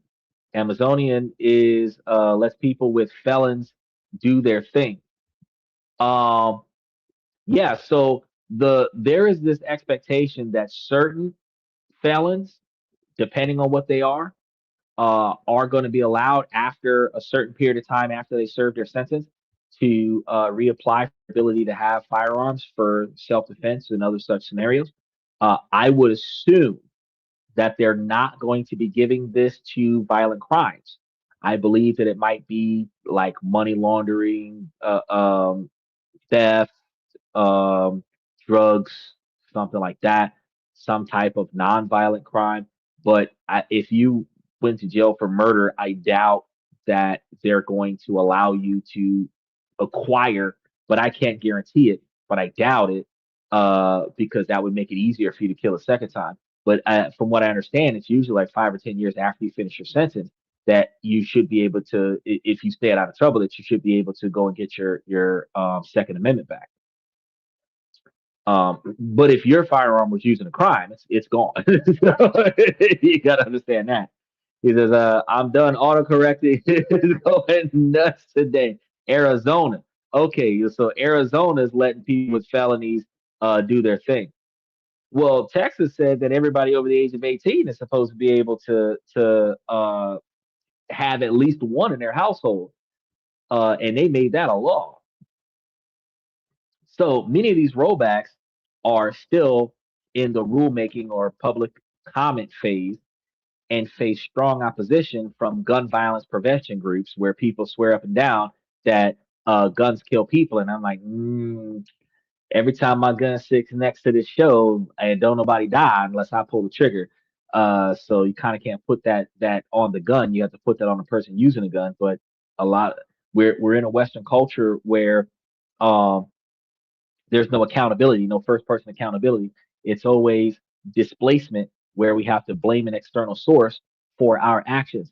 If I killed somebody, I get to blame the gun because the gun is a deadly weapon. But I was wielding the deadly weapon. So, because in that dynamic, cars kill people, knives kill people, use a pencil in the correct way, that kills people. But we don't have activists against that. How many babies have been run over by sports cars that were drag racing down the road? Do we take cars off the road because a single mother can be walking her baby across a crosswalk and get run over by a race car? No, we don't. We permanently suspend the license of the person who was driving the car. So, likewise, if you misappropriate a firearm, you should just do the same thing. But any changes that significantly expand gun access will be heavily litigated. Ultimately, how far making carry easier goes will depend on how the courts interpret the Second Amendment in light of these new federal policies. Now, beyond energy and security, y'all are going to love this part. There's a promise that touches every household, making housing affordable again. The Trump model. Donald Trump's administration has framed its approach around an executive order to lower housing costs and expand supply primarily by cutting red tape and regulatory barriers like certain zoning related fair housing rules. The idea is to rely on deregulation and market supply, not free or universal housing. That's what he was talking about in that press conference. When people soundbite what he said and put it up on social media, and then people are like, "Oh, Donald Trump's talking about giving everybody free housing." No, he made it clear that if we gave everybody free housing, nobody would do right by their money. We would the economy would crash, everything would be run down because since nobody's paying for the properties, the property owner would have to pay for the repairs. And since the property owner is not turning a profit, the property owner wouldn't repair the property. Then the property would become a slum. And then we would be complaining about slumlords, but because the landlord's not making any money. They're not even making enough money to fix the property, much less making enough money to turn a profit off of it if they do free housing everywhere, right? He said 100-year mortgage is coming soon. No, not the 100-year mortgage. Donald Trump is working on a 50-year mortgage right now. I talked about that a few months ago. Donald Trump is working on a 50-year mortgage right now. We have a 30-year mortgage that is put in place for the average American, and there is a 40-year mortgage that has been retracted to a 40-year emergency mortgage where a veteran would have to default on his original mortgage in order to qualify for the emergency mortgage, where they would push his house out 40 years and then drop the price from whatever the market rate is. And right now it's between 5 and 6% for veterans, but it's 6 to 7% for non-veterans, and bring it down to like 2.5%. And then you can pay off your house. But Donald Trump said, hey, standard across the board, everybody should get 50-year mortgage. And I covered a whole show about how, and this was a few months back, but I covered a whole show about how if it did, it would only take like $300 or $400 a month off of the total cost of your house. But if you overpaid the house, then you could pay it off sooner because you would not have so much front loaded interest on the house. A 30-year mortgage on a $150,000 house would have you pay like $1,100 a month. Well, if you add another 20 years to that exact same property, instead of paying $1,100 a month, you might pay closer to $500 or $600 a month. But if you have the base level requirement of paying $500 or $600 a month on that property, and then you decide to continue paying the $1,100 a month anyway, instead you'd be putting way more money towards the principal, which would allow for you to not have to pay for the house over the course of 50 years. You might actually get the house paid off inside of 15 or 20 years because it is more money going towards the principal and less money going towards the interest. Is that that's the exact next logical step on this madness? Oh yeah, well the 100-year mortgage would come after the 50-year mortgage. once they once they see how, because the insurance companies are going to love that, because you're going to be the average person in America who lives paycheck to paycheck is going to look at a 50-year mortgage with a smaller monthly payment, same 6% or 7% interest rates, but a smaller monthly payment. They're going to look at that 50-year mortgage and they're going to love it because they're still going to put the same percentage down and get the house, but they don't have to pay as much money per month for their mortgage as they do for their rent. Like I said, it's going to go down about $300 to $500 a month to do a 50-year mortgage for a property with the same price as a 30-year mortgage. So since you're saving almost $500 a month, if you had a $2,000 a month mortgage for a 30-year mortgage, you would have a $1,500 a month mortgage for a 30-year mortgage for the same $500,000 house, which is now a 4-bedroom house on the beach. Instead of paying $3,000 a month to rent that kind of house, you're paying $1,500 a month to buy that kind of house, which makes buying more effective than renting.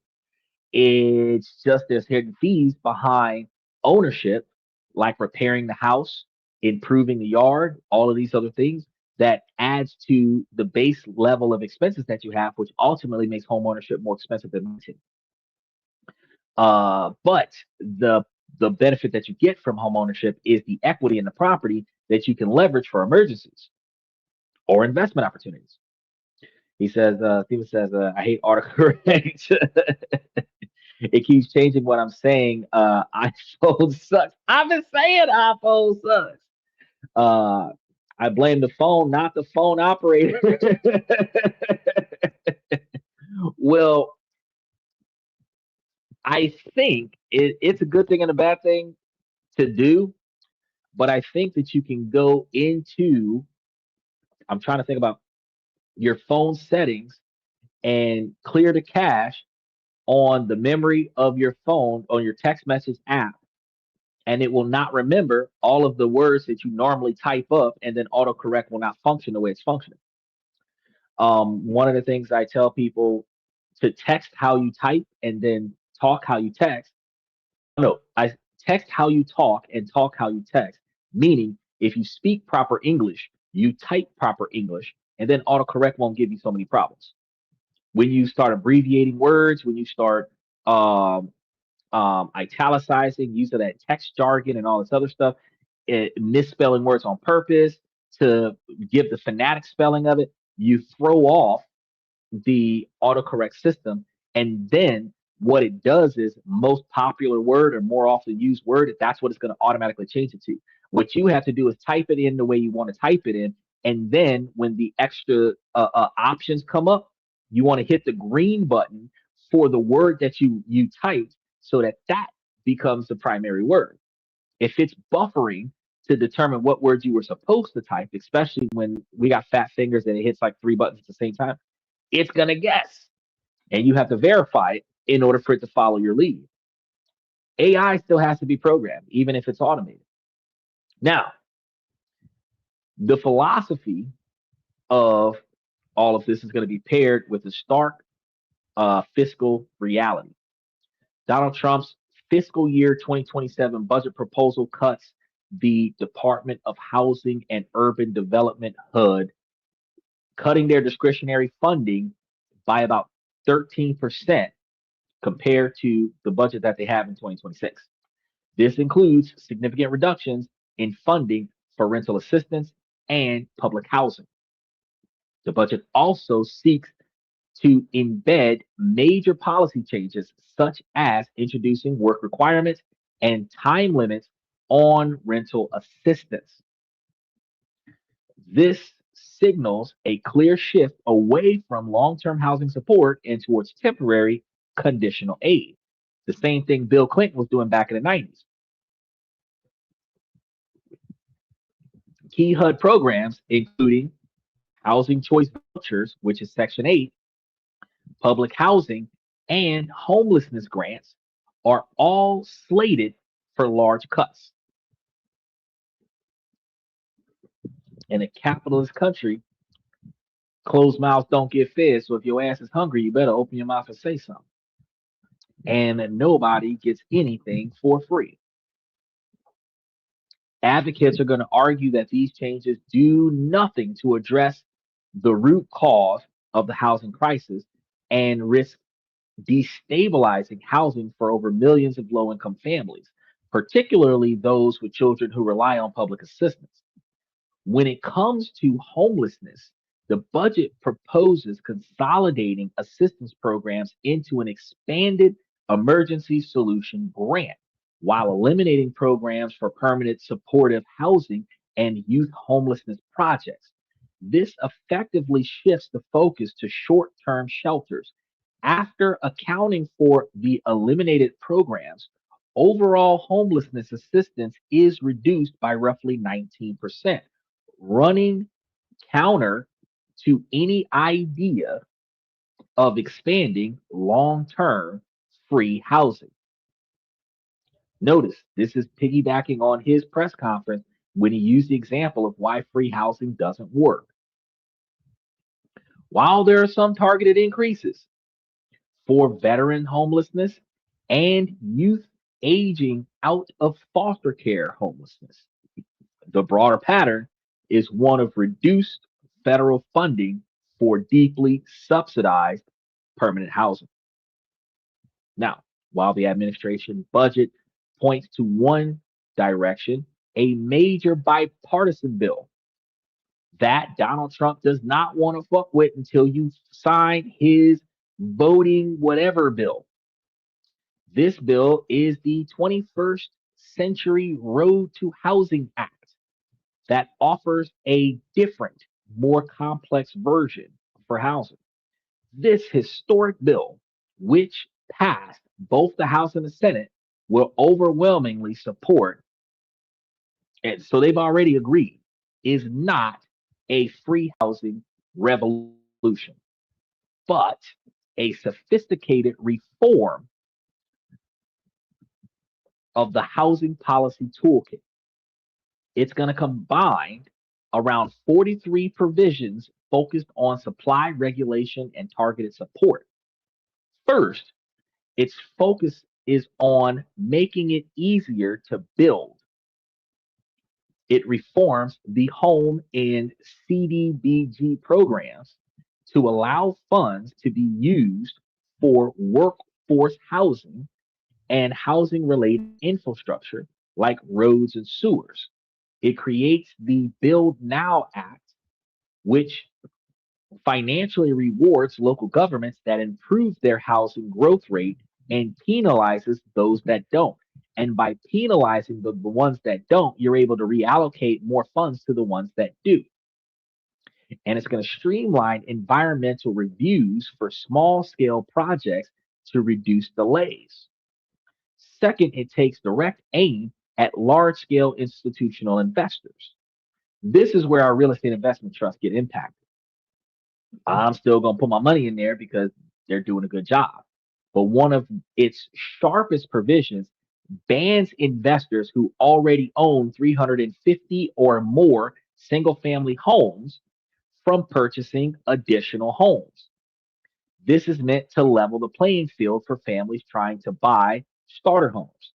While some build to rent models are going to be exempt, those investors must sell the properties within 7 years, preventing the infinite accumulation of single family homes stocked by corporate entities. So you build it, you buy it, you hold it for 7 years, you sell it. You buy it, you renovate it, you hold it for 7 years, you sell it.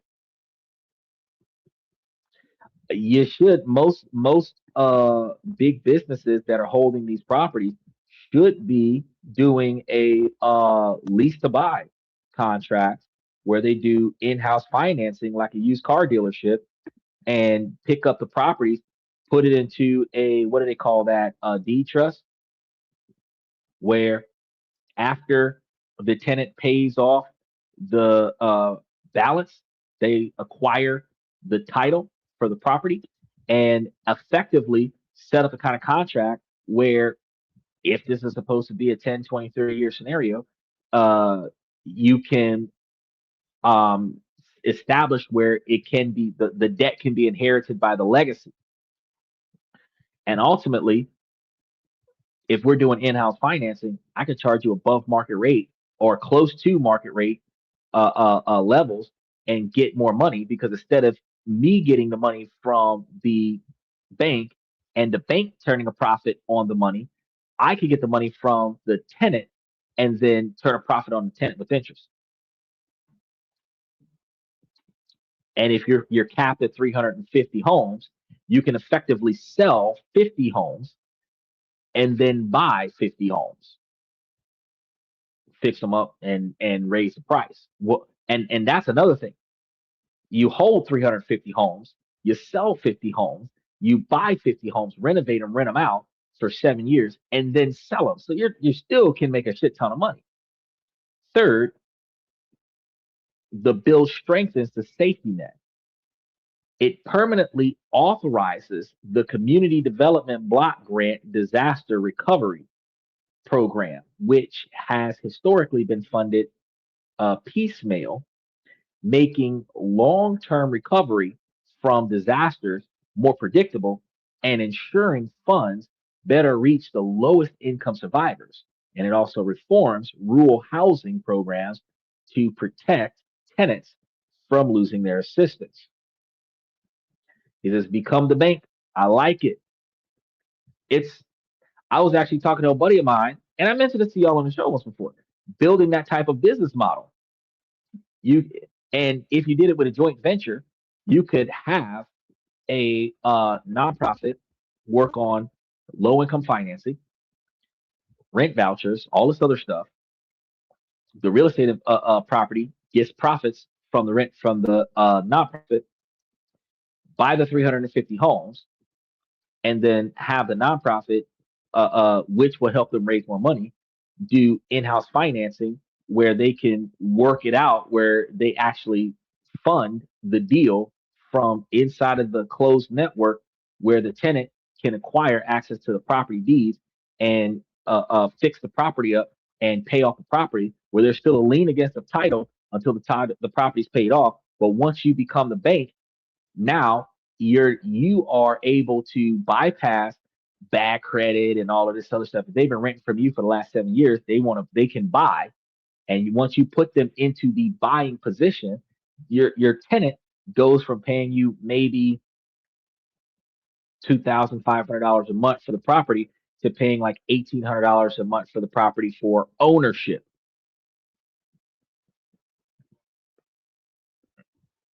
You're still making money on a property. But when you switch over to ownership, I'm no longer responsible for repairs. I just save some money by switching to Geico.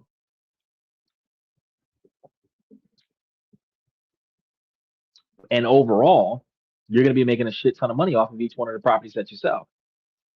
So for the bottom 25% of American income, the bill offers tangible, if incremental, benefits. Disaster survivors get more reliable aid. Voucher holders may find it easier to lease units due to the streamlined inspections, and rural homeowners gain new tools to keep their mortgages affordable. And the pilot program for whole home repairs can help with low income owners fixing critical issues like um, failing roofs or plumbing. The institutional investor cap could also reduce competition for starter homes, though critics note the effect on overall prices may be a little bit modest. Now, the bill is designed to have no new net government spending. It is a reprioritization of existing frameworks. Its impact will depend on the future funding, and it shows that even a bipartisan consensus is focused on market based solutions and regulatory reform, not a massive expansion on subsidies. So, if we bring all this stuff together, what do these policies on nuclear energy, guns, and housing really mean for you? Steven says, until I can put at least 40% down on a house or more, I won't entertain it. This new house bill is a poverty trap, if you ask me. Well, you have your first time homebuyer grant, which usually gives you close to $8,000 to go towards the house. You have down payment assistance programs for low income investors that gives you up to $25,000 and 10%. Well, or 10%, whichever one is most needed. So if you have a $250,000 property, they'll give you $25,000 towards closing, which aids you in getting the property closed. Um, I think it's not so much a money trap for poverty individuals, but it is, in fact, a money trap for poverty individuals. And I'm going to tell you why both of them are relatively true. First of all, if you are acquiring a new home based on necessity, not personal desire, where it's just you and maybe one other person, you get you a one bedroom house. If at best you got a 2 bedroom, 1 bathroom house, you're getting a cheaper house not caring about what other people think about what your house looks like, then these scenarios would be affordable for you. Because if you buy a house of an affordable house, the ready to move in house, it is more often than not cheaper than the rent from somebody else doing the exact same thing, buying that house, fixing it up, and then charging the difference to the customer because the expenses for fixing a house and the expenses for buying the house, the expenses for paying on the mortgage is offset onto the customer. So if the property is rented out for $3,000, likely the mortgage might be $1,500 with $500 worth of repairs and $1,000 profit for the property owner minus the management fees for the property management that's going to be collecting the rent and maintaining the property and being on call so that the owner of the property doesn't have to be bothered and just collect a check, which means that out of the $3,000 a month that the tenant is paying for the property owner might actually only get like 500 or 250 if they got a lot of insurances going around. Now, for 350 houses, that's still a lot of money, right? But for the tenant, instead of spending $3,000 a month for that likely 4 or 5 bedroom house, 6, 7, 8 bedroom house, you could be paying like $800 or $900 a month for a 2 bedroom house, or $500 or $600 a month for a 1 bedroom house that you own. It's just not being greedy. Now, the reason why it is a money trap, the average person is going to look at because they do the same thing at the car dealership. They don't ask how much am I paying and what the fuck am I paying for. They ask how much is the monthly payments. As long as the monthly payments are affordable, I can get a bigger house. They don't give a shit about anything else because again, first time home buyer gives you access to like 8 grand. You got the down payment assistance that can give you another 25 grand. If you put it all together, you're likely able to cover closer to $33,000 that you can utilize towards a down payment on a house, which means that you can 10% a $300,000 house or 3.5% a $600,000 house. And we already know that that's not 3.5%, that's 5%, but the minimum requirement of 3.5%, where you're putting down like $30,000 or $35,000 towards a $600,000 house, you can get that $600,000 house and then have a mortgage of $250 a month. Where if you would have been renting that house from the owner, you probably would have been paying 3,000, 3,500 a month. So the greed is it's outside of your budget because you went got a house that was too big, you can't afford it. You live there by yourself. It's not like it was you and 3 adults and 2 kids and you were maximizing your space. That's going to be the reason why I do agree with you that it would likely become a money pit. But in a way, it's also beneficial if you do it the right way. So we can break down the combined impacts across 4 key factors: your living cost, your physical safety, your ability to build wealth, and the specific effects on low income African Americans or low income Americans. Let's start with, because the majority of our poverty class is African Americans, I'm going to throw shade. Look, first, your cost is going to be your living situation, bills, rent, and daily expenses. So the nuclear expansion is aiming to quadruple capacity by 2050.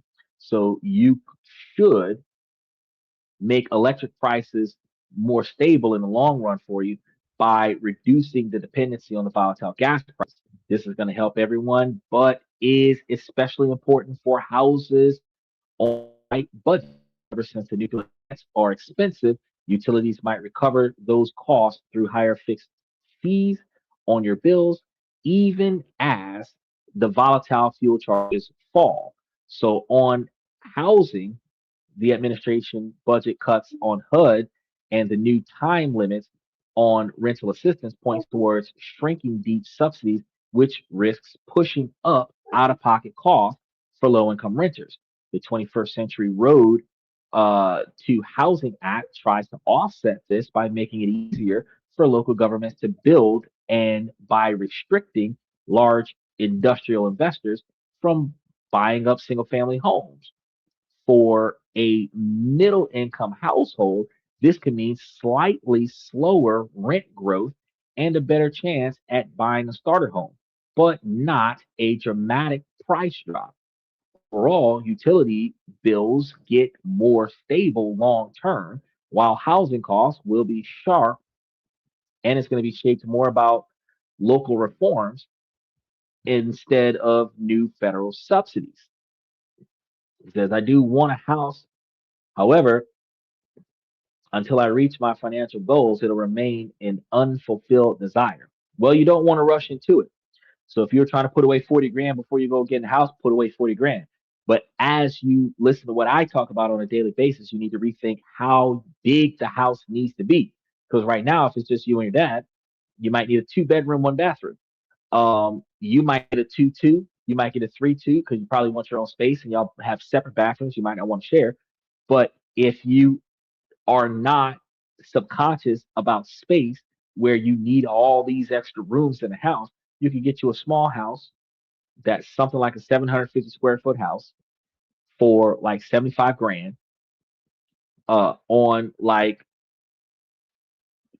0.12 acres of land, no yard, and a driveway with a carport. You got a place to put your car, you got a place to sleep at night. You only got 75 grand stretched across 30 years. You're looking at like $400-500 a month payments. That's doable. Between the first time home buyer and down payment assistance, you would not have to pay the $7 or $8,000 that it would cost to cover the $75,000 loan. You would just have to pay like some upfront that like appraisals and other stuff like that, but you could get the house with fairly nothing, and then have very very cheap mortgage versus the rent. Second, second change that we have is physical safety, guns, and the social climate. The push for national concealed carry reciprocity would allow a permit from one state to be valid in another state, even though I'm concealed carry with no permit. You could get a permit, and these laws would make it better for those individuals that have or will get a permit. Combining with rules of making it easier for some people with prior convictions to regain gun rights, this means that more legally carried guns in public spaces is going to occur.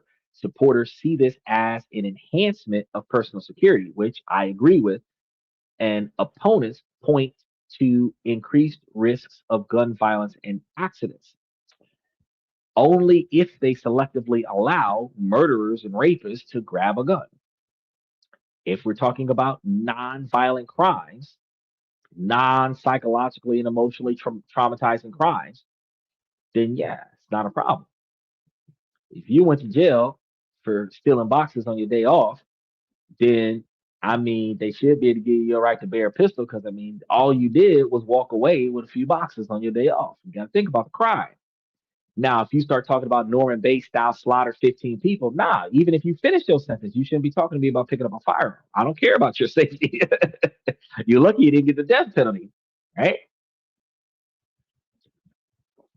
Now, in neighborhoods where housing assistance is tightened, that instability uh, combined with more firearms could worsen community violence because if you have lower cost to stay there, lower income people are more likely to go there. And the quality of the behavior of the parties that moved into the neighborhood brings down the property value um, because there's going to be a lot more conflict going on. So the net effect of these things is that the average American will gain more legal protection to carry firearms in a society where firearms are more common. But whether it that makes you feel safer may depend heavily on where you live. The third thing we're gonna get through this. This is the last thing. Is going to be the stability and building of wealth. The Road Act's cap on large investors is designed to keep more starter homes available for families, not the corporations. Paired with other reforms in the bill, this gives average households a fairer shot at owning a home and building equity. On the other hand, one more thing, cuts to HUD's budget and time limits on aid could increase the risk of evictions for renters at the very bottom, undermining their stability. At the same time, the nuclear build out itself may bring job growth to communities near plants, benefiting some households through employment.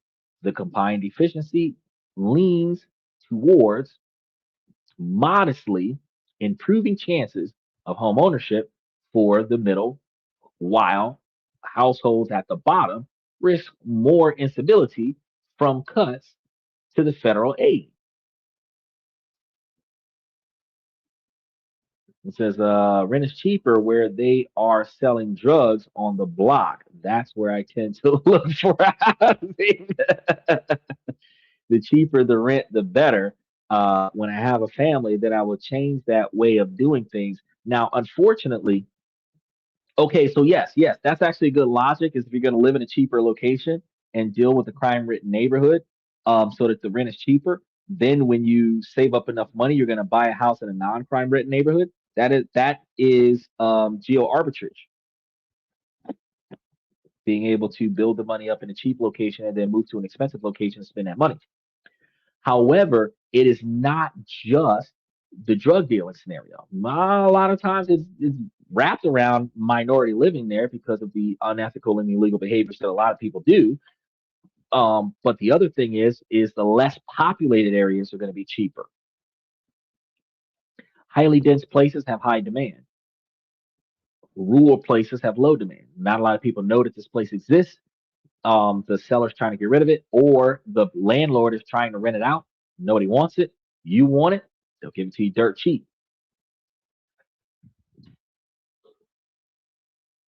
There's a Uncle Ruckus bringing down the property value. Dang N words. Man, they had some people next door to me just moved into the murder house. I was looking at them like, there goes the property value.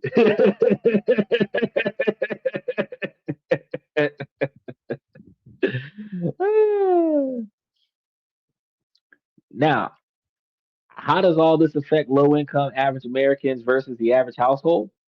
For the bottom 25 to 50%, the gains include long term protection from energy spikes and new tools for or from the Road Act to help with disaster recovery, rural housing, and competition against investors. But the risks are going to be significant. Shrinking the HUD budget and time limit rental aids weakens the housing safety net.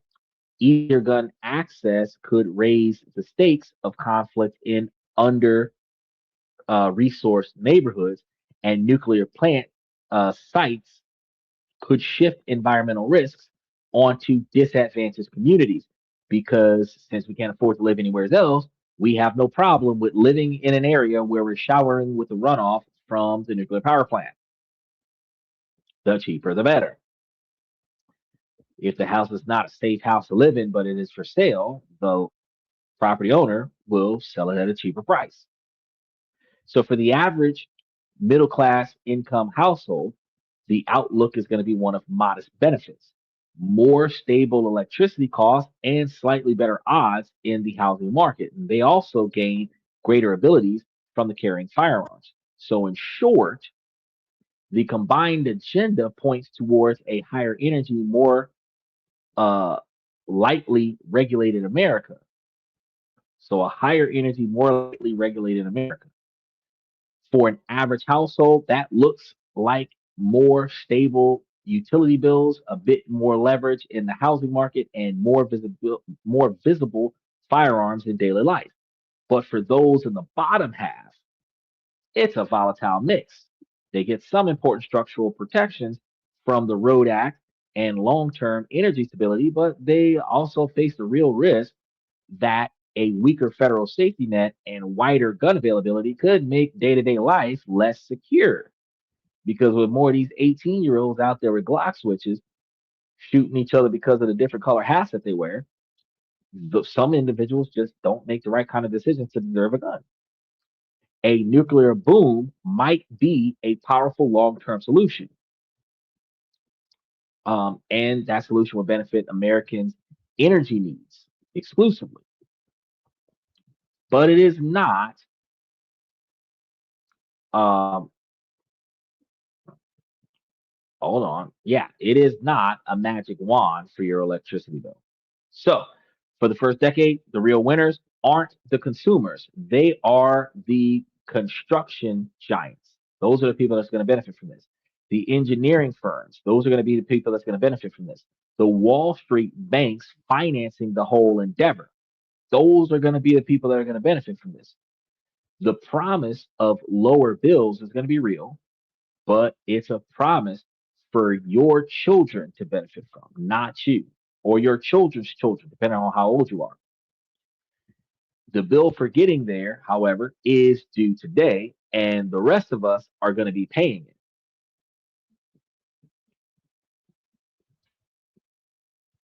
So I think housing is becoming totally unaffordable. The young people will only own a house if they inherit one, right? Which means that the rest of us have to get one to will it to our kids. Yeah. You seen what's going on. They charge you $5,000 for an apartment in California. I mean, in New York, you see what's going on. Where that same condo might have a mortgage on it like 2,500. They're going to keep raising the price because it's in high demand. You get, unless you select otherwise, you get flat rates, fixed flat rates. So you're not going to see a 0.4% increase every year. You're not going to see $100 increase on your monthly payments every year. You're not going to see unnecessary stuff going on with your money while you're there, because whatever you sign a contract for, that's what you're going to be bound to for 30 years. And anything in the house that can wait, you just delay that repair. So I was able to cover the spread on all three topics. Um, which particular topic did you guys believe was most alarming to you? Was it the nuclear power or was it the housing? Was it even the firearms? Who knows? Put your comments in the comment section and let me know about that. That is actually all I've got for you guys for tonight. We've got a lot more stuff coming up for Tuesday night because we're going to be talking about different ways to make, save, and invest money. So I want you guys to tiptoe in here and take a look at that. And then make sure you hit those notification buttons because we're continuously adding more and more shows as we get closer to the upcoming week. So we have like all the way out to September, shows are being listed. And every few days or every week, we're putting up even more shows. So make sure that you come back and take a look at those. Now, I'm going to start by saying, ladies, as long as the situation doesn't make sense, I'm going to keep asking you, ladies, to make it make sense. So, ladies, please make it make sense. Fellas, I give you this information to make you guys higher value men, not just by improving your financial life, but also by helping you guys navigate through your personal decision making skills. You guys have to pay attention to the things that are inside of your control that you don't like, make the changes where necessary so that you can navigate around things that are outside of your control. Right? Ladies, while this is a male driven podcast from the male's perspective, you too can learn how to become a higher value woman. You just have to prioritize your 20 and 30-year plan, reverse engineer that to what you're going to do today. Keep your eyes and ears open for the potential suitor with the right personality characteristics, drive, ambition, dedication, motivation, admiration, and integrity to get to where he's trying to go with his goals. And then see if his goals mesh up with your goals, where y'all don't have to have the exact same goal, but they have to be going in the same direction. Long term satisfaction, not short term gratification. If you're living in the now, if you're living in the moment, you're not preparing for your future. Right? But if what you're doing today is going to get you where you want to be at in 20 years, that's what you need to be trying to get done. So I want to give a special shout out to FX Trader, Stephen, Michael, OG Kicks, and Unc Andy. And again, special shout out to Unc Andy for becoming one of the members of the membership. And then Joe Jack, special shout out to Joe Jack because he pops up at random as well. And Daniel Berries. I appreciate you guys for coming to tonight's show. Thank you for coming to This and That. I'm your host, Xander, where we talk about this, that, and everything in between. And I will see you guys tomorrow night.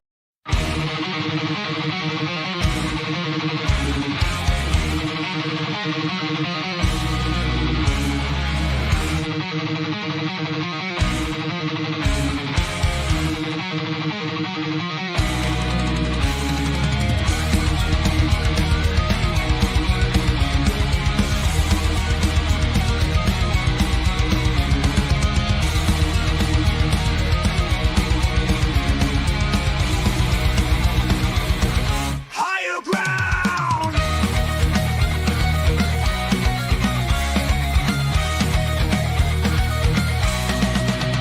Used to chase validation, now I validate myself. Building inner strength, putting doubt upon the shelf. No more unnecessary drama, no more wasted time. Climbing higher, constantly making my own climb. Standing on higher ground where excellence is found. My potential knows no bounds, raising the bar, breaking ground.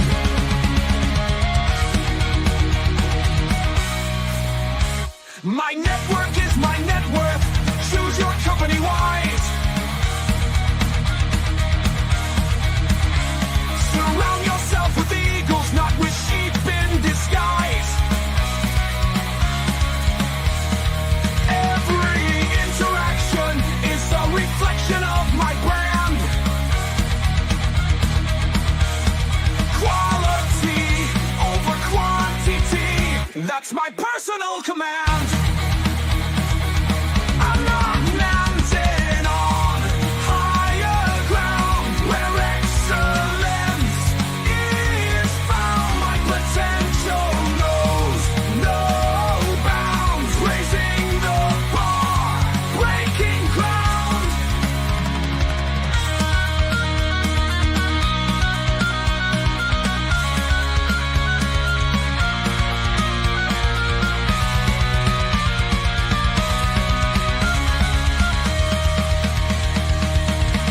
I'm not just living, I'm manifesting my vision, cutting through limitations with surgical precision.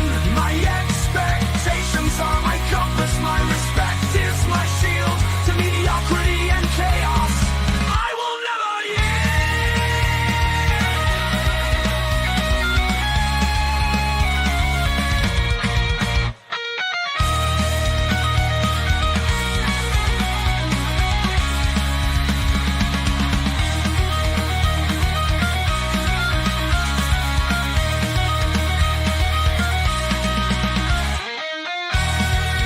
I'm not just living, I'm manifesting my vision, cutting through limitations with surgical precision. My expectations are my compass, my respect is my shield to mediocrity and chaos. I will never yield.